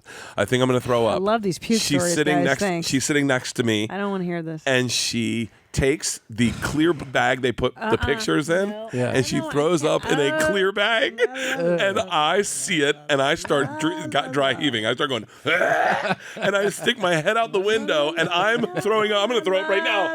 I'm throwing up out the window. My mom, everyone in the car is dry heaving. I gotta go. This has been a really. I gotta go. Oh my God, I'm going to throw up thinking of it. Did she not like throw up stories? She hates it. She can't deal with throw up stories? Not at all. No. I can't even think about throwing up. I play them just to upset her sometimes. For real? Yeah. Isn't there one from last week? I feel like there was. Oh my God, that made me laugh. Where was it? Yeah, last week there was. Oh, here it is. Yeah, I played this last week just to piss her off. I don't even fucking throw up. I'm going to do it with you. Stop it. I will be with you. You feel better. Yeah, there we go. Oh my God, I can't watch that. I'm going to throw up. I fucking hate you. Oh my God. I'm going to throw up. She's puking for real now. Stop it, guys. Does it really fuck with you? Oh my god, yeah, I'll throw up. Really? Oh yeah, just even looking at it. Oh my god, I'm gonna throw up. Don't fucking throw up, man.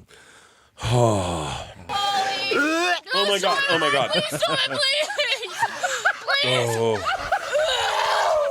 Whoa. God. Oh my god. All right, Bert, I'm so proud of you. I'm so happy for you. You have a great special. You're gonna have 1 million new fans, and it's really great, man. Thank you, man. You guys check it out. It is it's gonna be on Netflix for eternity, but starting this Friday. It's called Secret Time. And just keep following Bert for tour dates. Listen to the Bertcast. Here's our closing song. It's called Lick the Ass, Lick the Balls by G. Jovi. All right, thanks, buddy. That's on the internet. If I be on the street, it's 20. Could someone put a beat to that? Suck the dick from the back and make an asshole clap. You ain't never had that. Never had that. You ain't never had that. Suck the dick from the back and make an asshole clap. You ain't never had that. You ain't never had that. Choke on the gag on the catch and swallow that nut. Put that dick blade on my throat. Put that dick blade on my throat. Suck the dick from the back and make an asshole clap. You ain't never had that. Put that dick blade on my throat. Put that dick blade on my throat. I lick the ass like the balls. I lick the ass like the balls. Sick beat.